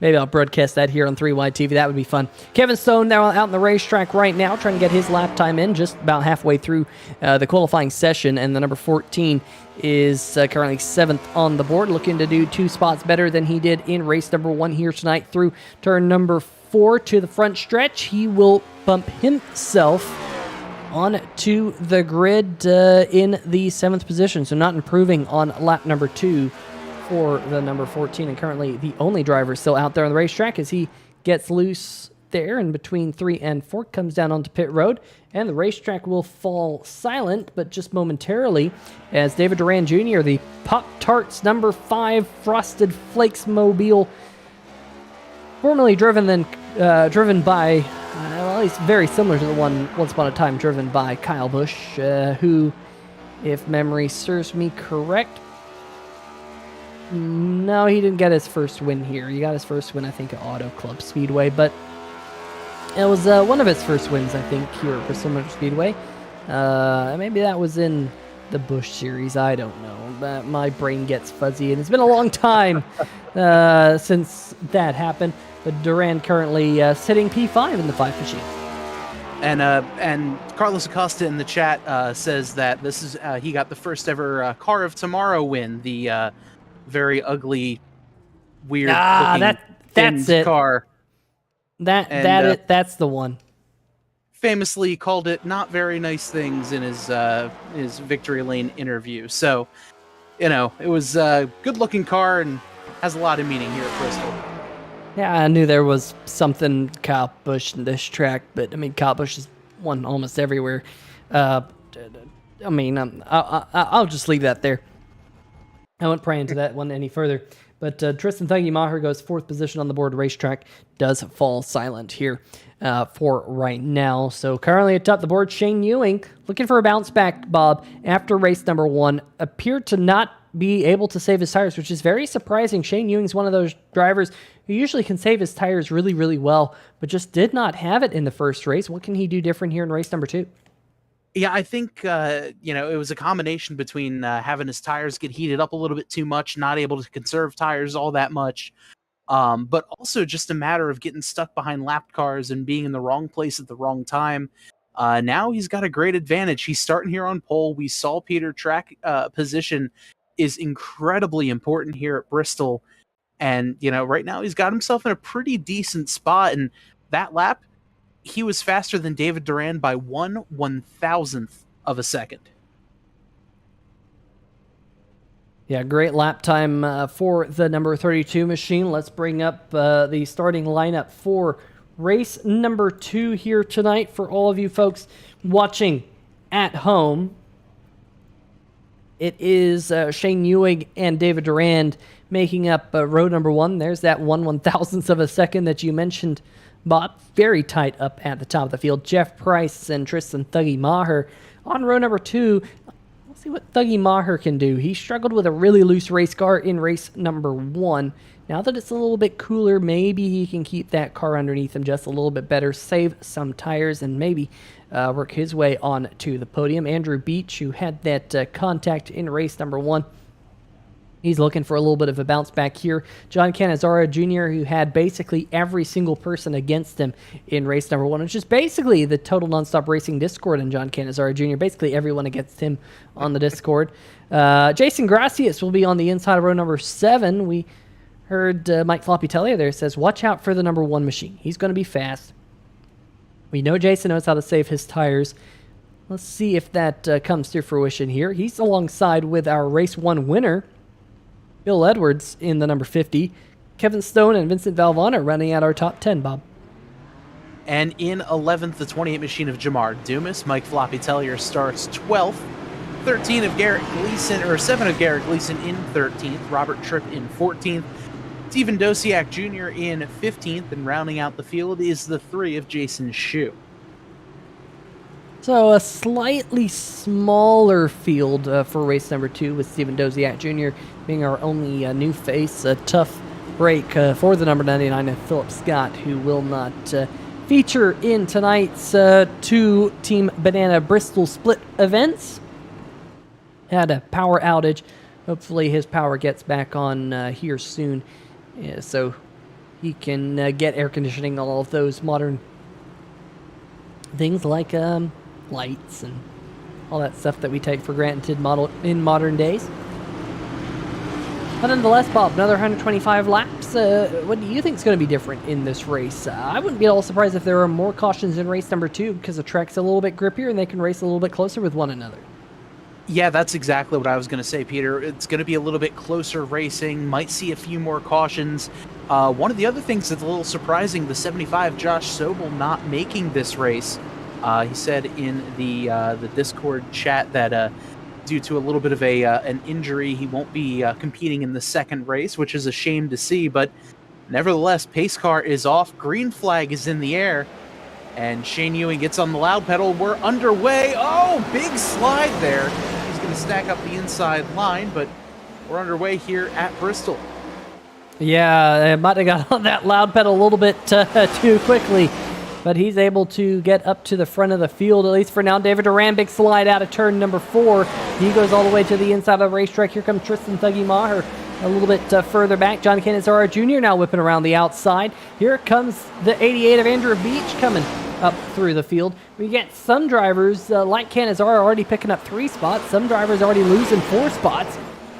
Chaos in the opening 2 laps here at Bristol, but things trying to sort out, at least for now, a little bit. Here comes Cannizzaro looking for second. He's going to take it away from Tristan Thuggy Maher. Now Andrew Beach looking to the inside of the number 17. It's Jason Gracias with a wiggle out of turn number 4 there in the back of the screen. They're still side by side out of turn number 2 onto the backstretch. Beach has that inside line, and I was expecting to see that inside line be quick for the first 5 to 10 laps and then maybe fall off, but Tristan Thuggy Maher powered it up around the outside, holding on to third. Caution flag number 1 waves for the first time here tonight. We predicted there might be more caution flags. Let's see what is bringing out caution flag number 1 in race number 2. as the number 97 here, Mike Floppy Tellier, the Team Banana Machine. He finished on the podium in race number 1, and holy smokes, absolutely slamming into the side of Vincent Valvano. And unfortunately, the number 97, that looks like he might have some suspension damage on that machine. If he doesn't, I would not be surprised if Steven Doziak does. And what a tough break there for both the 64 and the 97 there.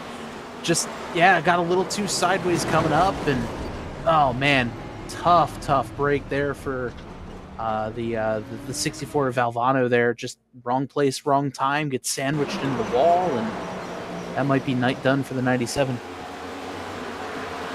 Yeah, just got loose, really broke away from him there late, and my oh my, that is some really heavy contact with Vinny. Hopefully Vinny is okay and can continue on in race number 2, although he is on pit road right now.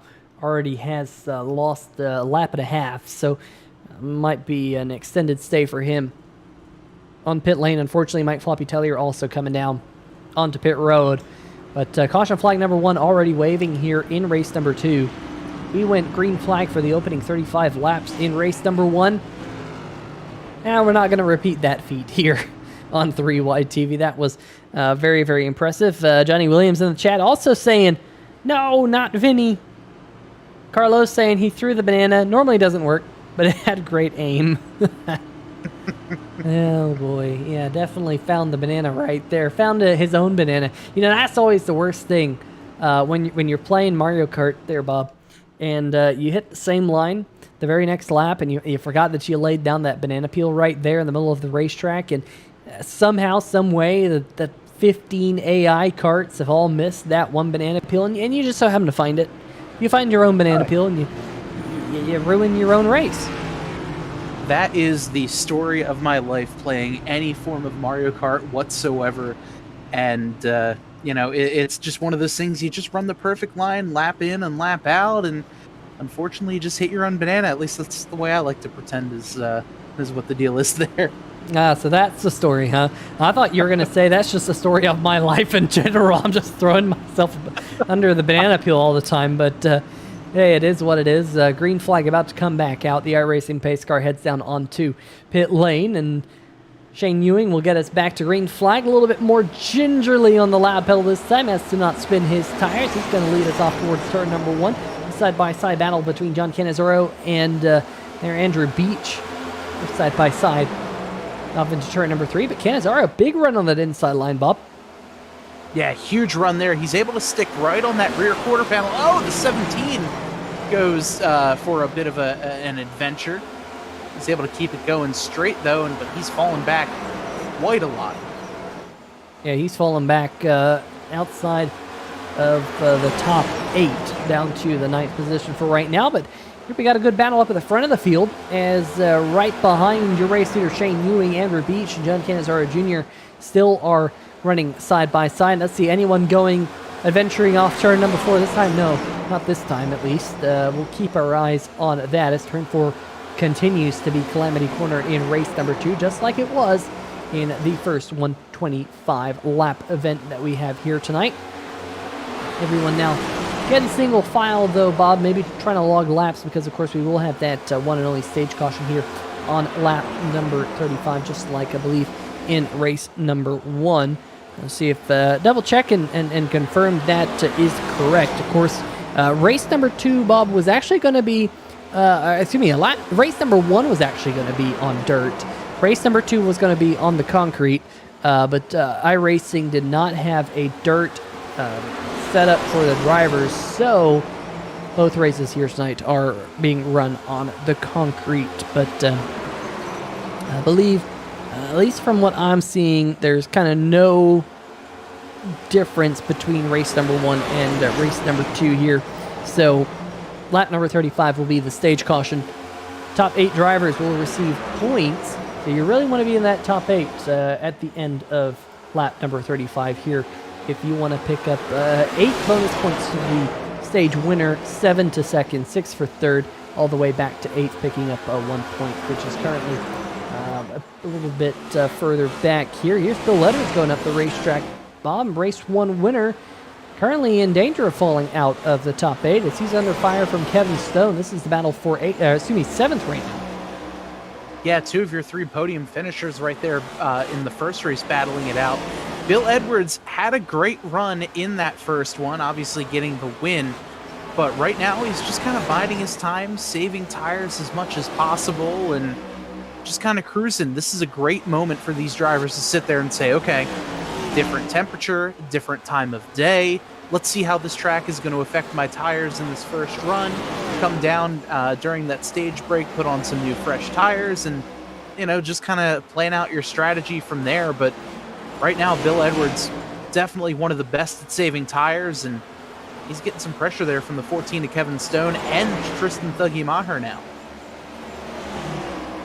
Yeah, Maher, if he can get around Bill Edwards, he would knock him out of the top 8 and outside of the spots that receive the bonus points here. So maybe the number 50 just does not like the cooler track temperatures. We saw him be really fast in race number 1. But right now, things not heading his way. As like I said, he is in very much danger now as Maher does make the pass to knock the number 50 outside of the top 8 and the drivers who receive those points at the end of lap number 35. Here we go. This is the battle for 5th, though, just a little bit further up the road. We got Jason Gracias to the inside of David Duran Jr.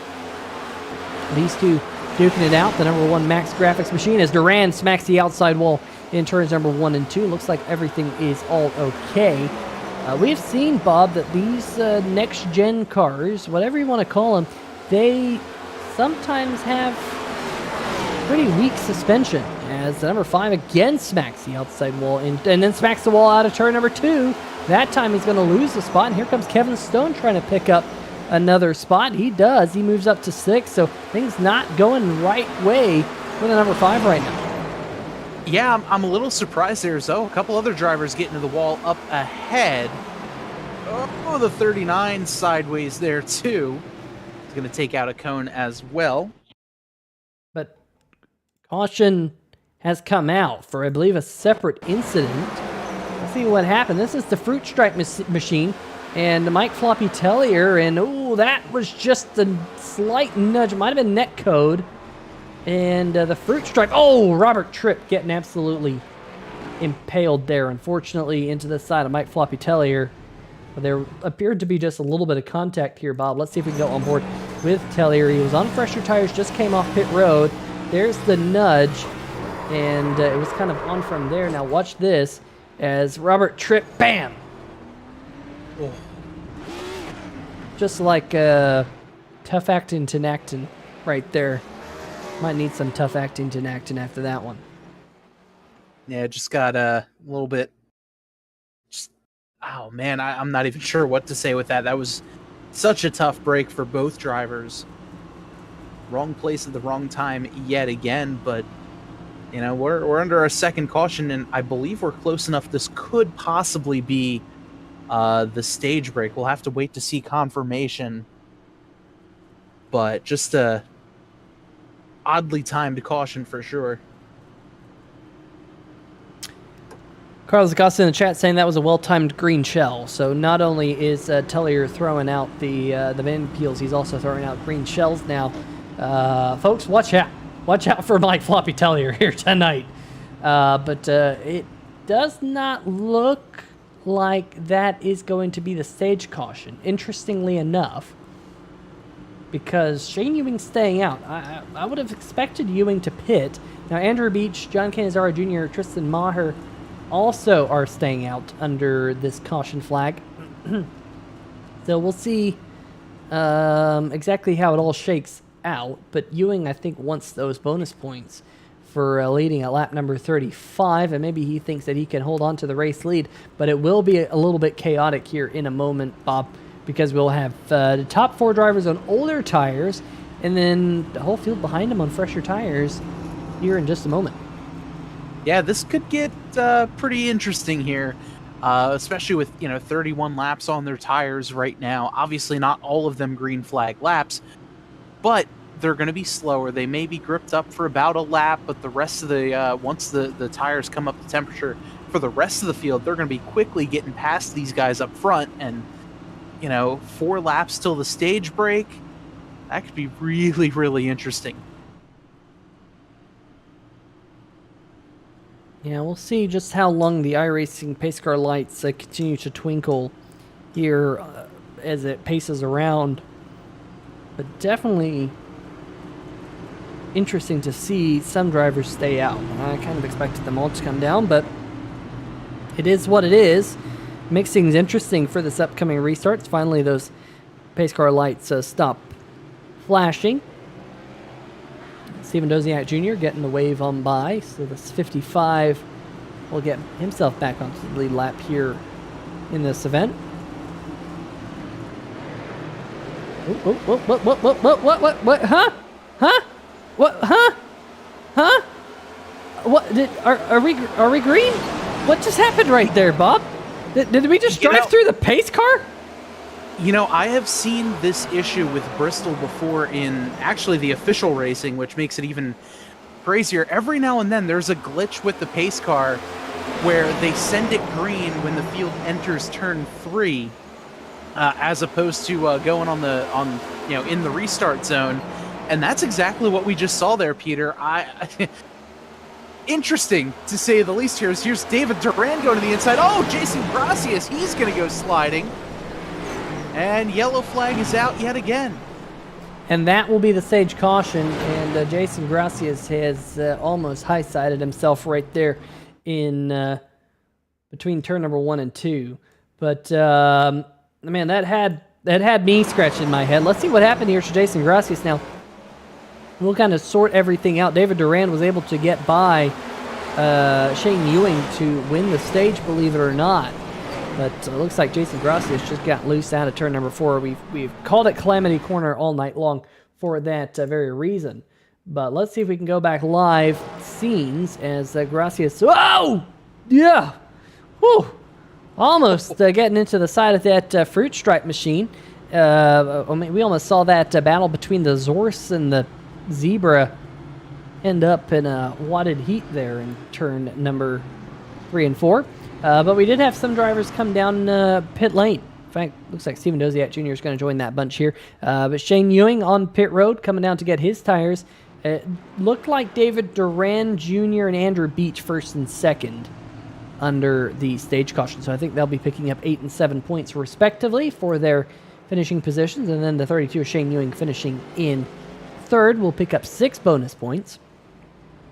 But all types of chaos in this second of 2 races here in tonight's Team Banana Bristol split. Carlos Acosta saying that was something. Yeah, it was something. I've never seen that bug myself, Bob. In all my years of iRacing, all my years of commentating, not sure if that's a new bug or what, but I have never seen that one. Yeah, that is one of those bugs. I've only ever had it happen to me once. Doing like the A-Fix series last year here at Bristol, and if you know anything about how A-Fixed can be, it was a bit of chaos on top of chaos, wrapped in a big old blanket of chaos when that happened, and no one really knew what was going on, and that's it's not pretty, that's for sure.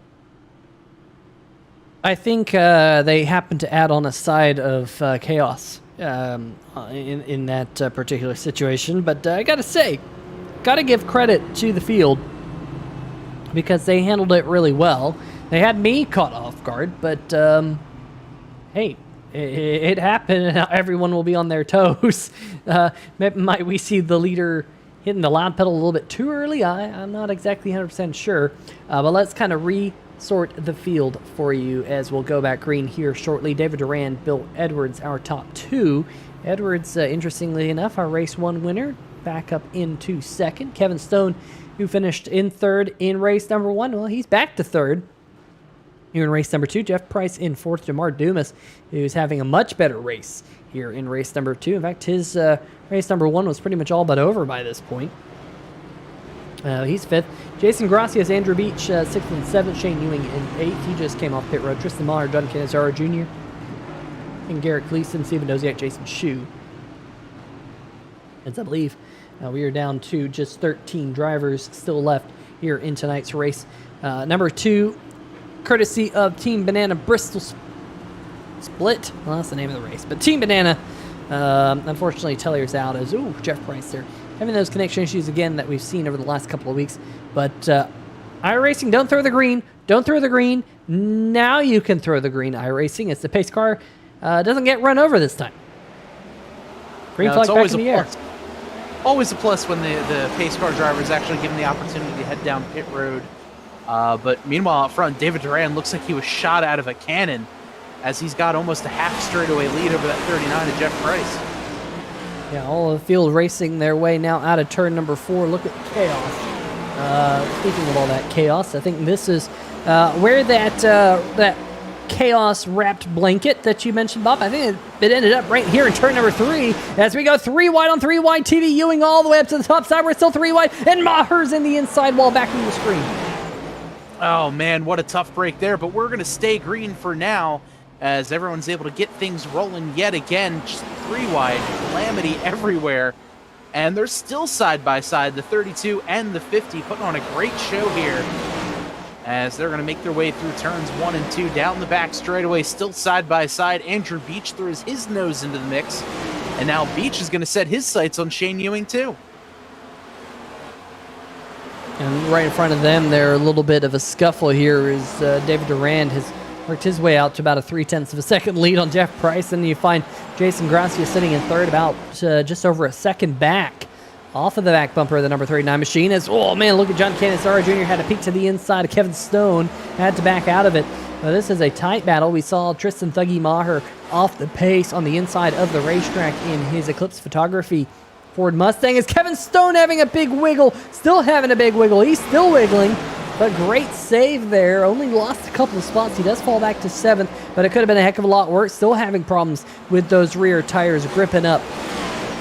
Got to let him cool off here, Bob. Just a couple of laps, run it a little bit gingerly, but Kevin Stone lives to fight another day. Yeah, that would have been disastrous there for that number 14 machine. And now he's just going to have to manage his tire temps as they're definitely hot. He's going to be sliding around a lot. Meanwhile here, the 39 to Jeff Price under attack now by John Cannizzaro Jr.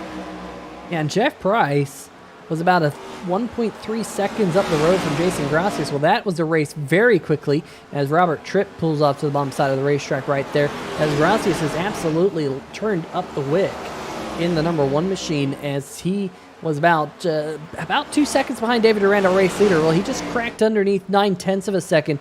He has turned in some quick laps right now in the MaxGraphics.co number 1. Now remember, Bob, in race number 1, the number 1 was racing for position number 1 when he got involved in an accident with that one car, and maybe he can do that here tonight in race number 2, and hopefully not finish in position number 2. Exactly. You know, that's going to be something to keep an eye out here, because you know we saw in that first race those 2 drivers there, the 82 and the 1. Have a bit of a coming together under a yellow, just trying to get out of the way of a lap car, and you know they're really close to one another. Now we got Jeff Price there putting the pressure on the 82 again, and just some fantastic racing here tonight. And I can't believe we're already 55 laps into this thing. Meanwhile, further back in the pack, Garrett Gleason racing with Jamar Dumas for the 10th position right now. The Cummins Care machine. Garrett, take better care of the number 7 in race number 2, just like Cummins Care would. Got all those horsepower underneath the hood. Found a new Zorse to jump on, and so far so good. Keeping all 4 corners on it. Got to see it out for later in the race. Garrett's been really taking a liking to this next-gen car, at least compared to the Xfinity car that we ran last season. A good job there by Gleason over the last couple of weeks. In fact, he was really, really fast at Atlanta Motor Speedway a couple of weeks back. He said, you know what, I could have finished higher up in the race if I didn't race so kindly. And I said, man, you got to get that the bit between your teeth and really go for it. And he's really going for it right here, trying to pick up a top 10 spot. Looks like he will complete that pass on Jamar Dumas. Good job there, Garrett. Inside the top 10. Going to have to run down that zebra machine, though, in front of him. Yeah, Garrett's been saying that Bristol is one of his best racetracks here. And, you know, it goes to show what a good move around the 28 of Jamar Dumas he had. Meanwhile, out front now, that's the gap between first and second. David Duran has it. Jason Gracias wants it. He's been slowly ticking away at that lead over these last few laps, as looks like the 32 of Shane Ewing might have caught the wall there, but we stay green, and now they're side by side for the lead. Yeah, Jason, man, if Gleason was racing for the race lead, hell, it would have frozen over or something. I mean, it almost froze over when he finished, was almost in the top 5 there late at Atlanta. But Gracias on the inside of the racetrack in the number 1, trying to find that pace down there. We know he's got that pace. We know he's been really good. We also know David Duran's been flirting with that outside wall almost to disaster under that last green flag run that we had. He smacked it a couple times pretty good through the center of 1 and 2. We saw him at least throw up some sparks that last time. We see him go all the way up to the top side again this time. But at least for now, I think Jason's slowly but surely creeping a little bit closer towards the front. And sure enough, Jason Gracias, new race leader in race number 2, as we just cracked the halfway mark. Yeah, good run so far for that number 5 machine, David Duran. And like you said, Peter's been kind of flirting with that outside wall quite a bit.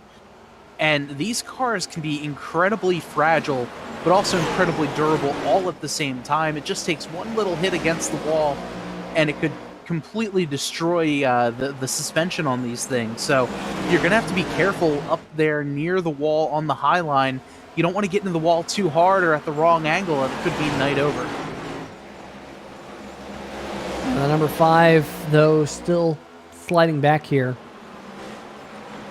Was our race leader just a couple laps ago, just fell back into 4th, now falling into the clutches of Andrew Beach, who is starting to put some good laps together. Bill Edwards also starting to put some good laps together in the number 50 Silent Syndicate Racing Chevrolet. I know we got the Windsors in the chat here tonight. Congratulated Bill on the race win in race number 1. That Silent Syndicate gold, red, white, and blue machine is, oh man, almost contact there with Jeff off of turn number 2. They keep things nice and clean. There's a lap car of Mike Floppy Tellier, 27 laps down. Flirting with this bunch. Meanwhile, Jeff Price is going to fall back to 3rd, and now it looks like Edwards able to set sail. We'll see whether or not Edwards can run down Gracias here before it is all said and done. Meanwhile, look at this big gaggle of drivers a little bit further back. This is 4th, 5th, and 6th. Kevin Stone having another good run here in race number 2. You kind of have to go a ways back to the next group of drivers, and then you kind of have to go all the way back to this pack. And look at this. Garrett Gleason has passed another car. He's up to 8th here. He's got around Steven Doziak, as it looks like Robert Tripp there comes off the racetrack. He's really struggling with some damage on the number 35 accrued earlier after he made contact, I believe, with Mike Floppy Tellier, if memory serves me correctly. But at least Gleason's worked his way up to 8th, and for now, the Zorus is in front of the Zebra. Yeah, and with the way he's been going, this Zorus is going to be running away with things. Great run tonight here for the 7 of Garrett Gleason. Obviously had some tough luck in race number 1, but he's making up for it in race number 2 as this 97 of Mike Floppy Tellier is slow on the racetrack. Yeah, let's see if we can figure out what happened to Floppy. Something must have happened to him. There must have been contact with the outside wall. Of course, we saw him have a couple of issues earlier in the race, and let's see if we can see what happened right here. 97 working his way through turn number 3 and 4, and wow, he just shot up into the wall. Looked like his suspension already broke there in the middle of the corner, the way he shot up into the wall like that. But a heavy contact, and there goes Jeff Price on by. Kevin Stone, he can't, almost got down in front of Andrew Beach. Look at David Duran there doing a good job of avoiding the number 97 machine, but unfortunately for Tellier, he's going to come into his pit box. It might be night done for the Canadian driver, but we're back to live scenes. There is your race leader, Jason Gracias, holding a 1.3 second lead on Bill Edwards. Best battle for position right now. Well, it was a battle for position as Kevin Stone has actually passed Jeff Price while we were watching that 3-wide TV replay. Let's see if we can dial up the replay of just how the pass for third position was made. This was just a couple of laps ago. Price in the number 39 on the inside, Kevin Stone on the high side. And there, the RS Customs machine trying to get his second interview of the night, Bob. Yeah, he was just having so much fun being able to talk to us and us saying nothing but good things for that number 14 machine. So good to see Kevin Stone there on the podium as of right now, but he's still not able to get too far away from Jeff Price. His Price still within a couple of car lengths of that 14 machine. Yeah, but they have a couple of seconds on the next car back, Andrew Beach. Race leader Jason Gracias now up to just over a second and a half. This is the best battle for position, at least right now. There's Jamar Dumas and Stephen Doziak Jr. battling for position as well, a little bit further back in the field. A couple of tenths between those two, but Doz is going to go down a lap to Jason Gracias, and Jamar Dumas will be doing so here in a short moment as well. Garrett Gleason actually trying to run down Shane Ewing, as Ewing again struggling with that long run pace. We've of course seen the short run pace started on the pole here tonight, but just has not been able to put it together for the long run here at Bristol tonight. Not sure if it's maybe a steering ratio issue, maybe he's not running a steering ratio to his liking, maybe it's kind of beating up the front tires a little bit, or just maybe it's the brake bias or something that he's running, just something is not clicking for Shane Ewing here, unfortunately, at Bristol Motor Speedway as we work lap number 84, coming to about 41 or so laps to go here tonight. Laps clicking off now in a hurry here as we have been green flag since, I think, kind of around lap number 40-something or so. Thinking so. Now, I don't know. I'm just looking at my live timing and scoring. I don't know what happened, Bob, to John Canizaro Jr. Let's see if we can go back and see what happened to the number 82 machine. Just kind of pulled off the racetrack, slow on the backstretch, and one of the drivers that I thought might have had a shot in race number 2 brought it down pit road and called it a night on lap number 64. Yeah, it looks like here in the 3WideTV chat, Canizaro says his first race couldn't catch a break from the wrecks, get the backup car out for race number 2, mechanical issues with the throttle not responding the way it should, and he said, oh well, next time. Well, I appreciate the pit lane reporting, the self-pit lane reporting there, John. Hopefully you can get that sorted out for next week's event, as Jeff Price just worked his way on back by Kevin Stone. That will put him back up into third. It's a good battle between these two. Andrew Beach still a ways back up there at the top of your screen. Meanwhile, Jason Gracias is tearing it up right now. He's about to put the 6th place driver a lap down, David Duran. There is the number 5 running in 6th, and then back behind him, there is Jason Gracias. So Gracias absolutely on a tear. Bill Edwards still just over a second and a half back, so Edwards is not really losing a whole lot. But with the lap counter rapidly closing in on 125, Edwards is going to have to really turn up the wick here if he wants to close in on Jason Gracias.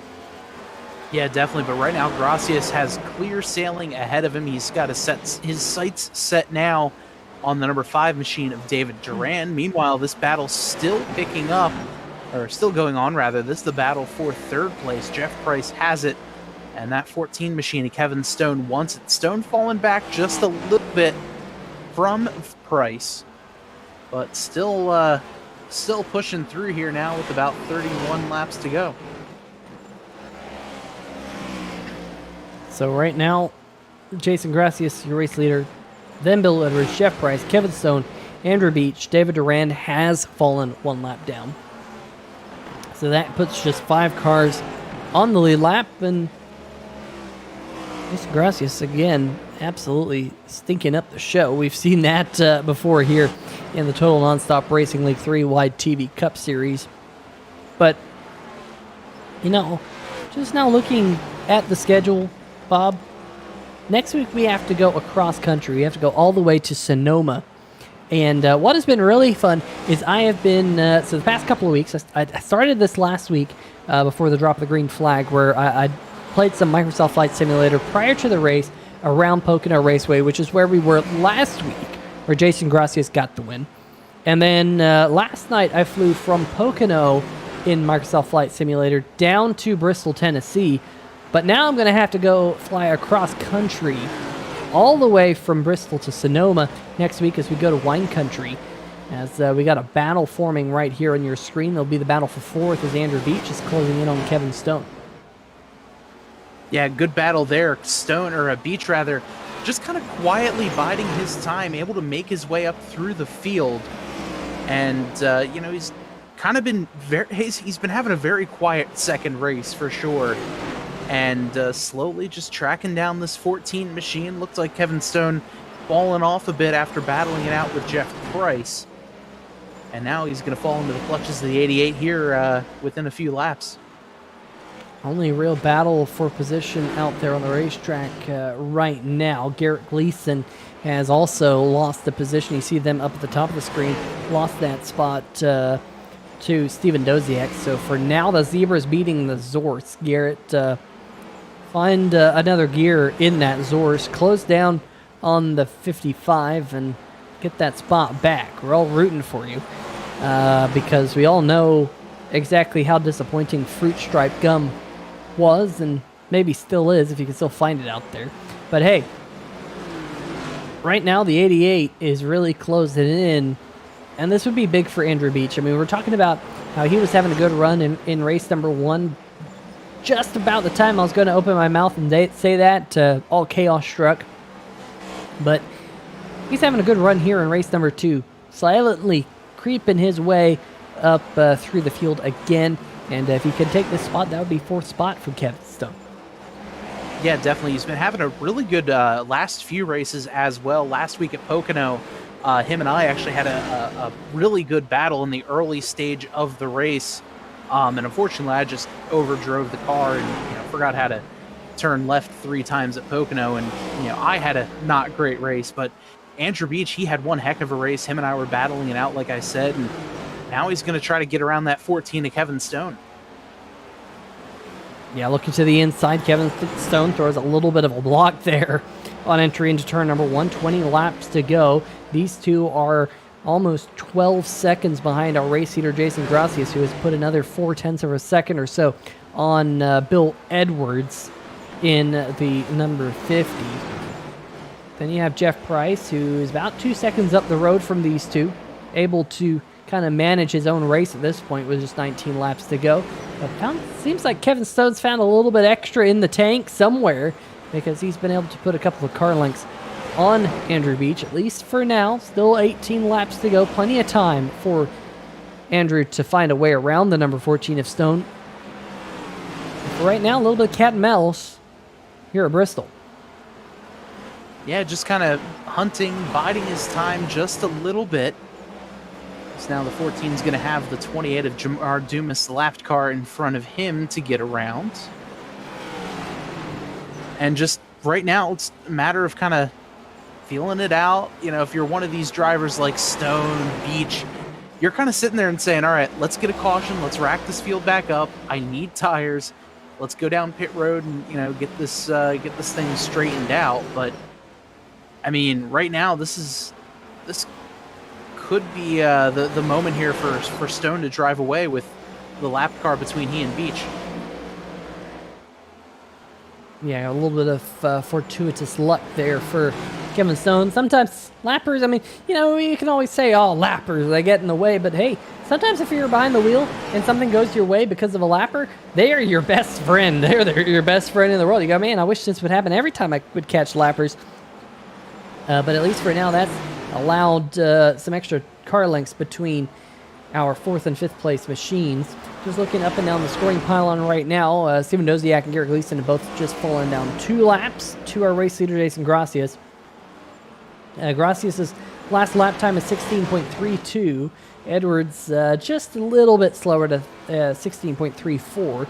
That is about a second and a half faster assuming slower, I should say, than the lap times that these drivers have ran earlier in the night.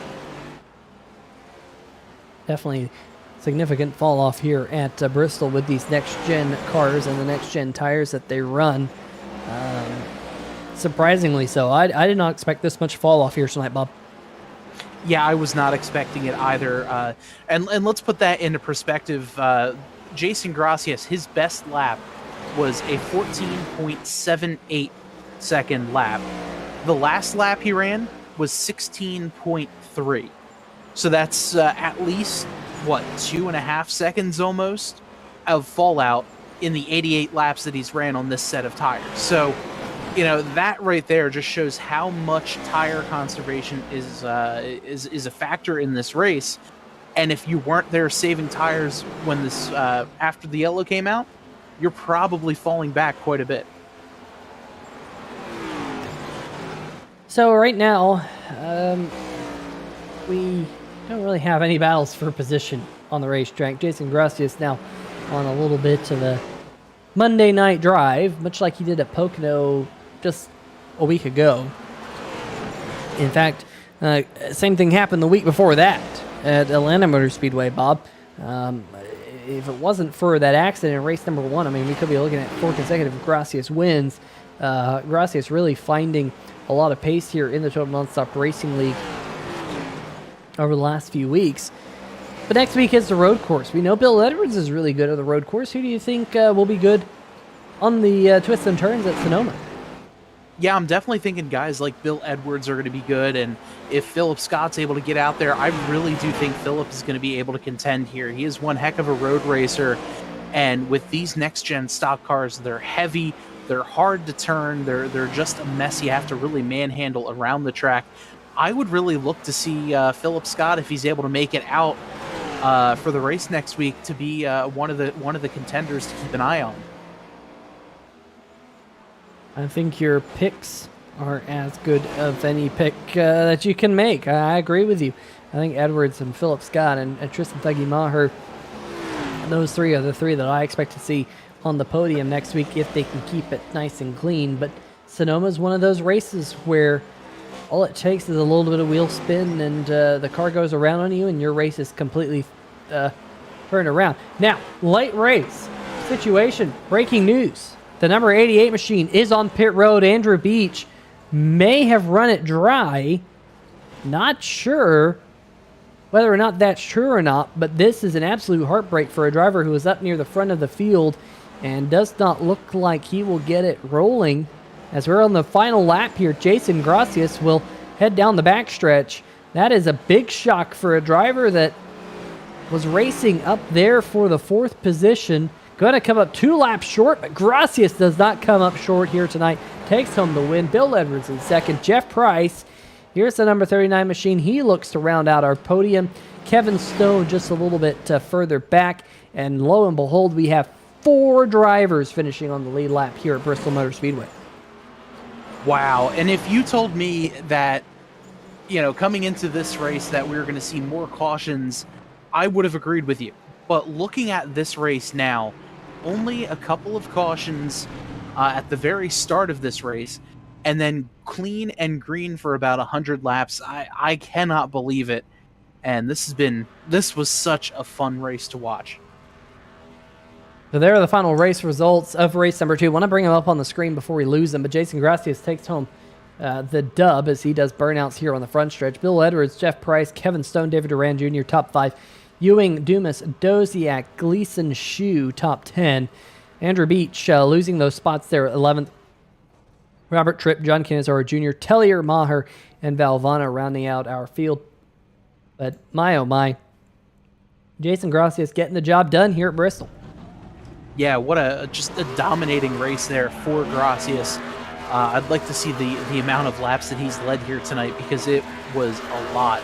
As now he's going to do some reverse burnouts there on the track, and heck, let him do whatever he wants. He just dominated that whole race and blows up the engine just for safety's sake. So we're definitely going to get some post-race interviews for your folks lined up I'm not seeing Jeff Price here on the Discord, so we will just jump straight into our runner-up finisher and winner from race number 1. Bill Edwards, Peter Short, 3WideTV booth. Got a copy? Yes, sir. Well, winner of race number 1, second in race number 2. Not bad for you here tonight. What was different about this second race? For me, it seemed a little bit tighter, but we didn't have as many cautions. I pit a little bit. I pit the yellow right before the stage break there, and I don't know. Jason's. I told you Jason was fast. I was trying to run him down. I was trying to save more than him, but he's the master at saving. So. Well, you found a little bit there late. You were able to make a little bit of inroads, but a little bit too little, too late, unfortunately, for the number 50. But 2 really good races here tonight. Do you think that gives you momentum on into Sonoma next week? Oh, definitely. I'm just so happy I finally got a win. Get a win before, I don't know if we got the chase system going or what, but it's nice to finally get a win. I haven't even had an interview this year yet, so this is 2 in one night. I'm going to feel spoiled. Yeah, two interviews in one night, and the Windsors back home are all very excited for you in the chat as well. I know you got some shout-outs, so let's hear them. Yes, sir. You guys back up in the booth. 3WideTV, TNR, S2R, all my teammates. I think I'm the only one here tonight, but Jason will be back in a couple weeks.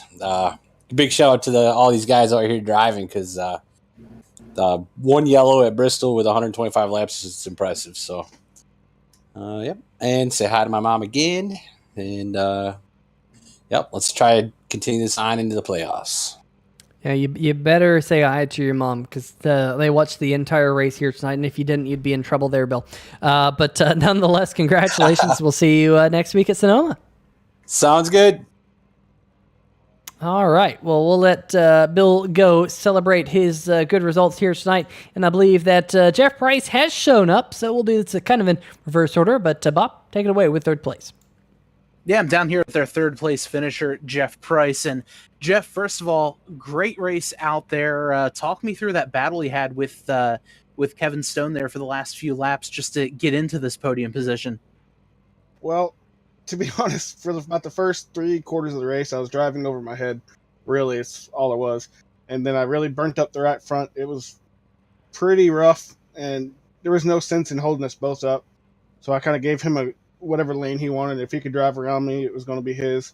And he got out in front of me. I think he did the same thing I did. And so I just went right back to the bottom and tried to get around him the best I can. Setup is extremely tight, so like several times tonight throughout both races, I'd overshoot the corners because I was so used to running top side, and I'd try to run the bottom, and I'd mess it up. A couple guys I cut off tonight, so I apologize for that. But man, it was really fun racing. Tight setup. It's been a long time since I've had a decent run. 2 top 5s. I'll take it. And you'd mentioned the tight setup. How different were these 2 races here at Bristol between the daytime and the nighttime? Obviously, the nighttime a little bit faster track, maybe a little bit more gripped up, a little tighter, like you'd mentioned. What was it that you had noticed out there? Well, in the first afternoon race, it was so kind of like unpredictable. Like if you got loose, you really didn't know if you were going to be able to save it or not. Like it was just if you can give it a quick snap to the right and then back to the left and kind of like blip the throttle, like you could keep it. But if you went over that edge just ever so slightly, you were done. And then so there's really no sense of even trying to push too terribly hard. And I think that's what got us a good top 5 in the first race, because I went back. I'm trying to get back to what I do the best, taking my time and just finishing the races. And then the night's race, it was like massive grip for the first 10 or 15 laps, and then you start losing the right front. But I think I got loose once throughout the whole race, so a lot more grip. Car handled okay for being tight. Pretty much it was just nice to be able to put it where you needed it to and have fun with it. That's for sure. And next week the series heads on out to Sonoma for the road course. What are your thoughts there? What do you think are your chances there for road course racing? I am having a hard time with this car, to be honest, on road coursing. I'm so used to just having to slam cars around. I just now got decent in regular solid rear axle cars around road courses. So I'm going to spend a lot of time practicing this week, but I know these guys will put on a good show no matter what. My goal is just to finish next week and just keep these solid finishes going. So if I can get a top 10 next week, it's really what I want. But we all know if Jason shows up, he's going to pretty much kick our butts. So right now we're just trying to get into the playoff and just have fun. Well, it's all about that goal setting. And Jeff, before we let you go, I'm sure you have some shout outs for us, so let's hear them. Banana Split, all that. I really appreciate them. The Team Banana, I apologize. Well, Team Banana for sponsoring the race, stuff like that. But my main sponsor, Back Channel Productions, been with me for almost 3 years now. It's pretty well unheard of to have sponsors stick with sim racers. He's a really great guy. Check him out on YouTube and Facebook. Really awesome videos from monster trucks to tough trucks. Just really solid content. So it's a lot of fun. He has kind of like a throwback type channel. That's kind of like with most of my cars. They're pretty basic because that's kind of what he likes. Getting back to the roots. Has lots of interviews with the older drivers of a sport. Kendall Grove Photography, team sponsor, really. Seen lots of great stuff on her Facebook page. Go check her out. It's really awesome. And y'all for broadcasting us, and Garrett for running it, and really just glad to have a solid night. So, well, Jeff, congratulations there on the 3rd place finish, and we're looking forward to seeing you out there next week at Sonoma. I appreciate it, guys. Y'all have a good night. Thank you. All right. Well, that's Jeff Price, our 3rd place finisher. And Peter, I believe you're down with our winner in victory lane, Jason Gracias. Yeah, I'm down here atop the building that has the victory lane here at the Bristol Motor Speedway. You see it right there at the top of your screen. And I'm with the number 1 machine of Jason Gracias. Race number 1 didn't go your way, Jason. But race number 2, as soon as you got out front, you really did not look back. Tell us about how things went in race number 2 for you. Of course, you didn't start on the pole. You started back in 7th, but it didn't take all too long before you got to the front. Yeah, race number 2 worked out better in my favor for this number 1 Max Graphics .co Chevrolet. I needed a long run to get this car hooked up, and thankfully I got a long run there at the end, and the TNR boys, or the MDR Esports boys, prepped a really good number 1 car, and it was on rails the rest of the night. Well, it definitely looked really, really fast from our point of view. That long green flag run that we had there. Were you expecting to get that many green flag laps here tonight, Bristol? No, I was thinking that as the race wore on and the car tightened up, people would make contact by accident, just tight cars drifting into each other. But just what I observed in race 2 versus race 1 was a lot more clean racing. I want to thank everybody that raced in both races, and everyone that came over to race 2. They saw the mistakes in race 1, they learned from them, and everybody around me gave room. And when I race other people, I try to give room. So just really clean racing in race 2. There's, I think, only 2 cautions. One was my fault, where I looped it on the inside, trying to stay off the car on the outside. But thankfully, I was able to come back for victory in this race and not have 8 minutes of damage like the last race. Yeah, well, it all worked out for you here tonight on the short track in race number 2. But next week we go to Sonoma. What are your thoughts of using the next-gen car at a road course?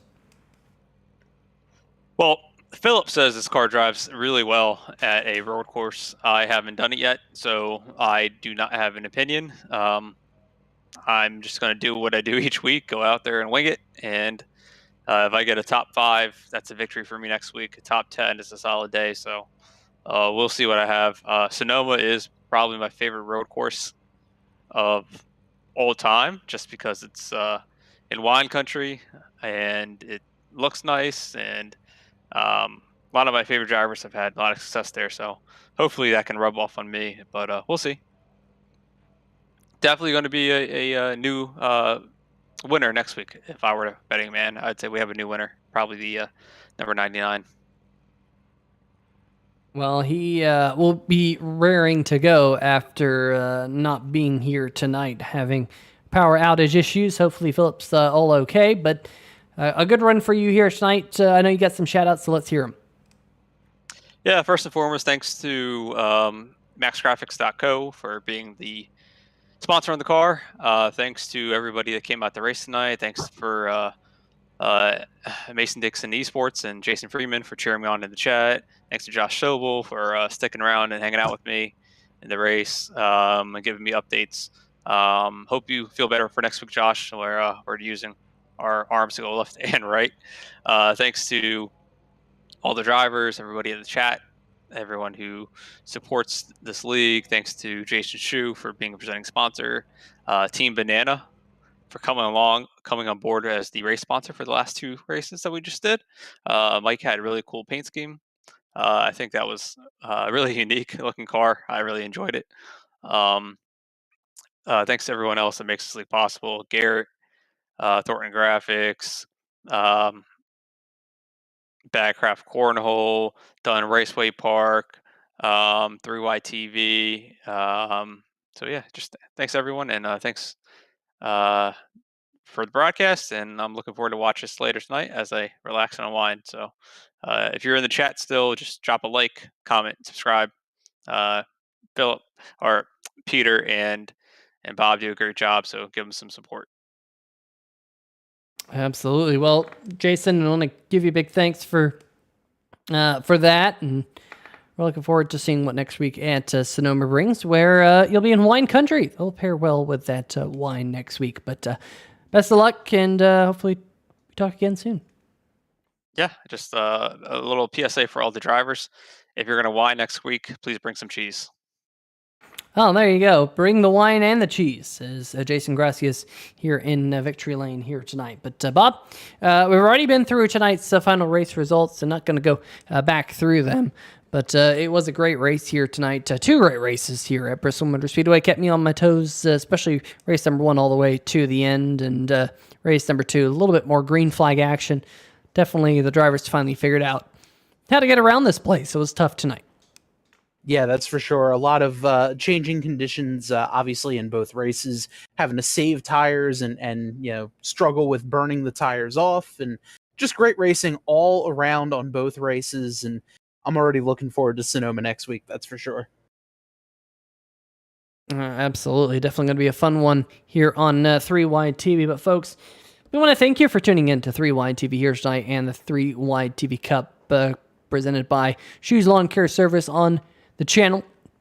As Jason Gracia said, make sure to like, comment, subscribe, all of that good stuff. You can, of course, also join the 3WideTV Pit Crew if you want to for $1 a month. Get those custom emotes. We saw you, Bob, throwing those custom emotes up there during the race as well. Appreciate that. But a lot of fun up here in the booth, and going to be a lot of fun next week as well. So until then, folks, stay safe and all of that good stuff, and we shall see ya.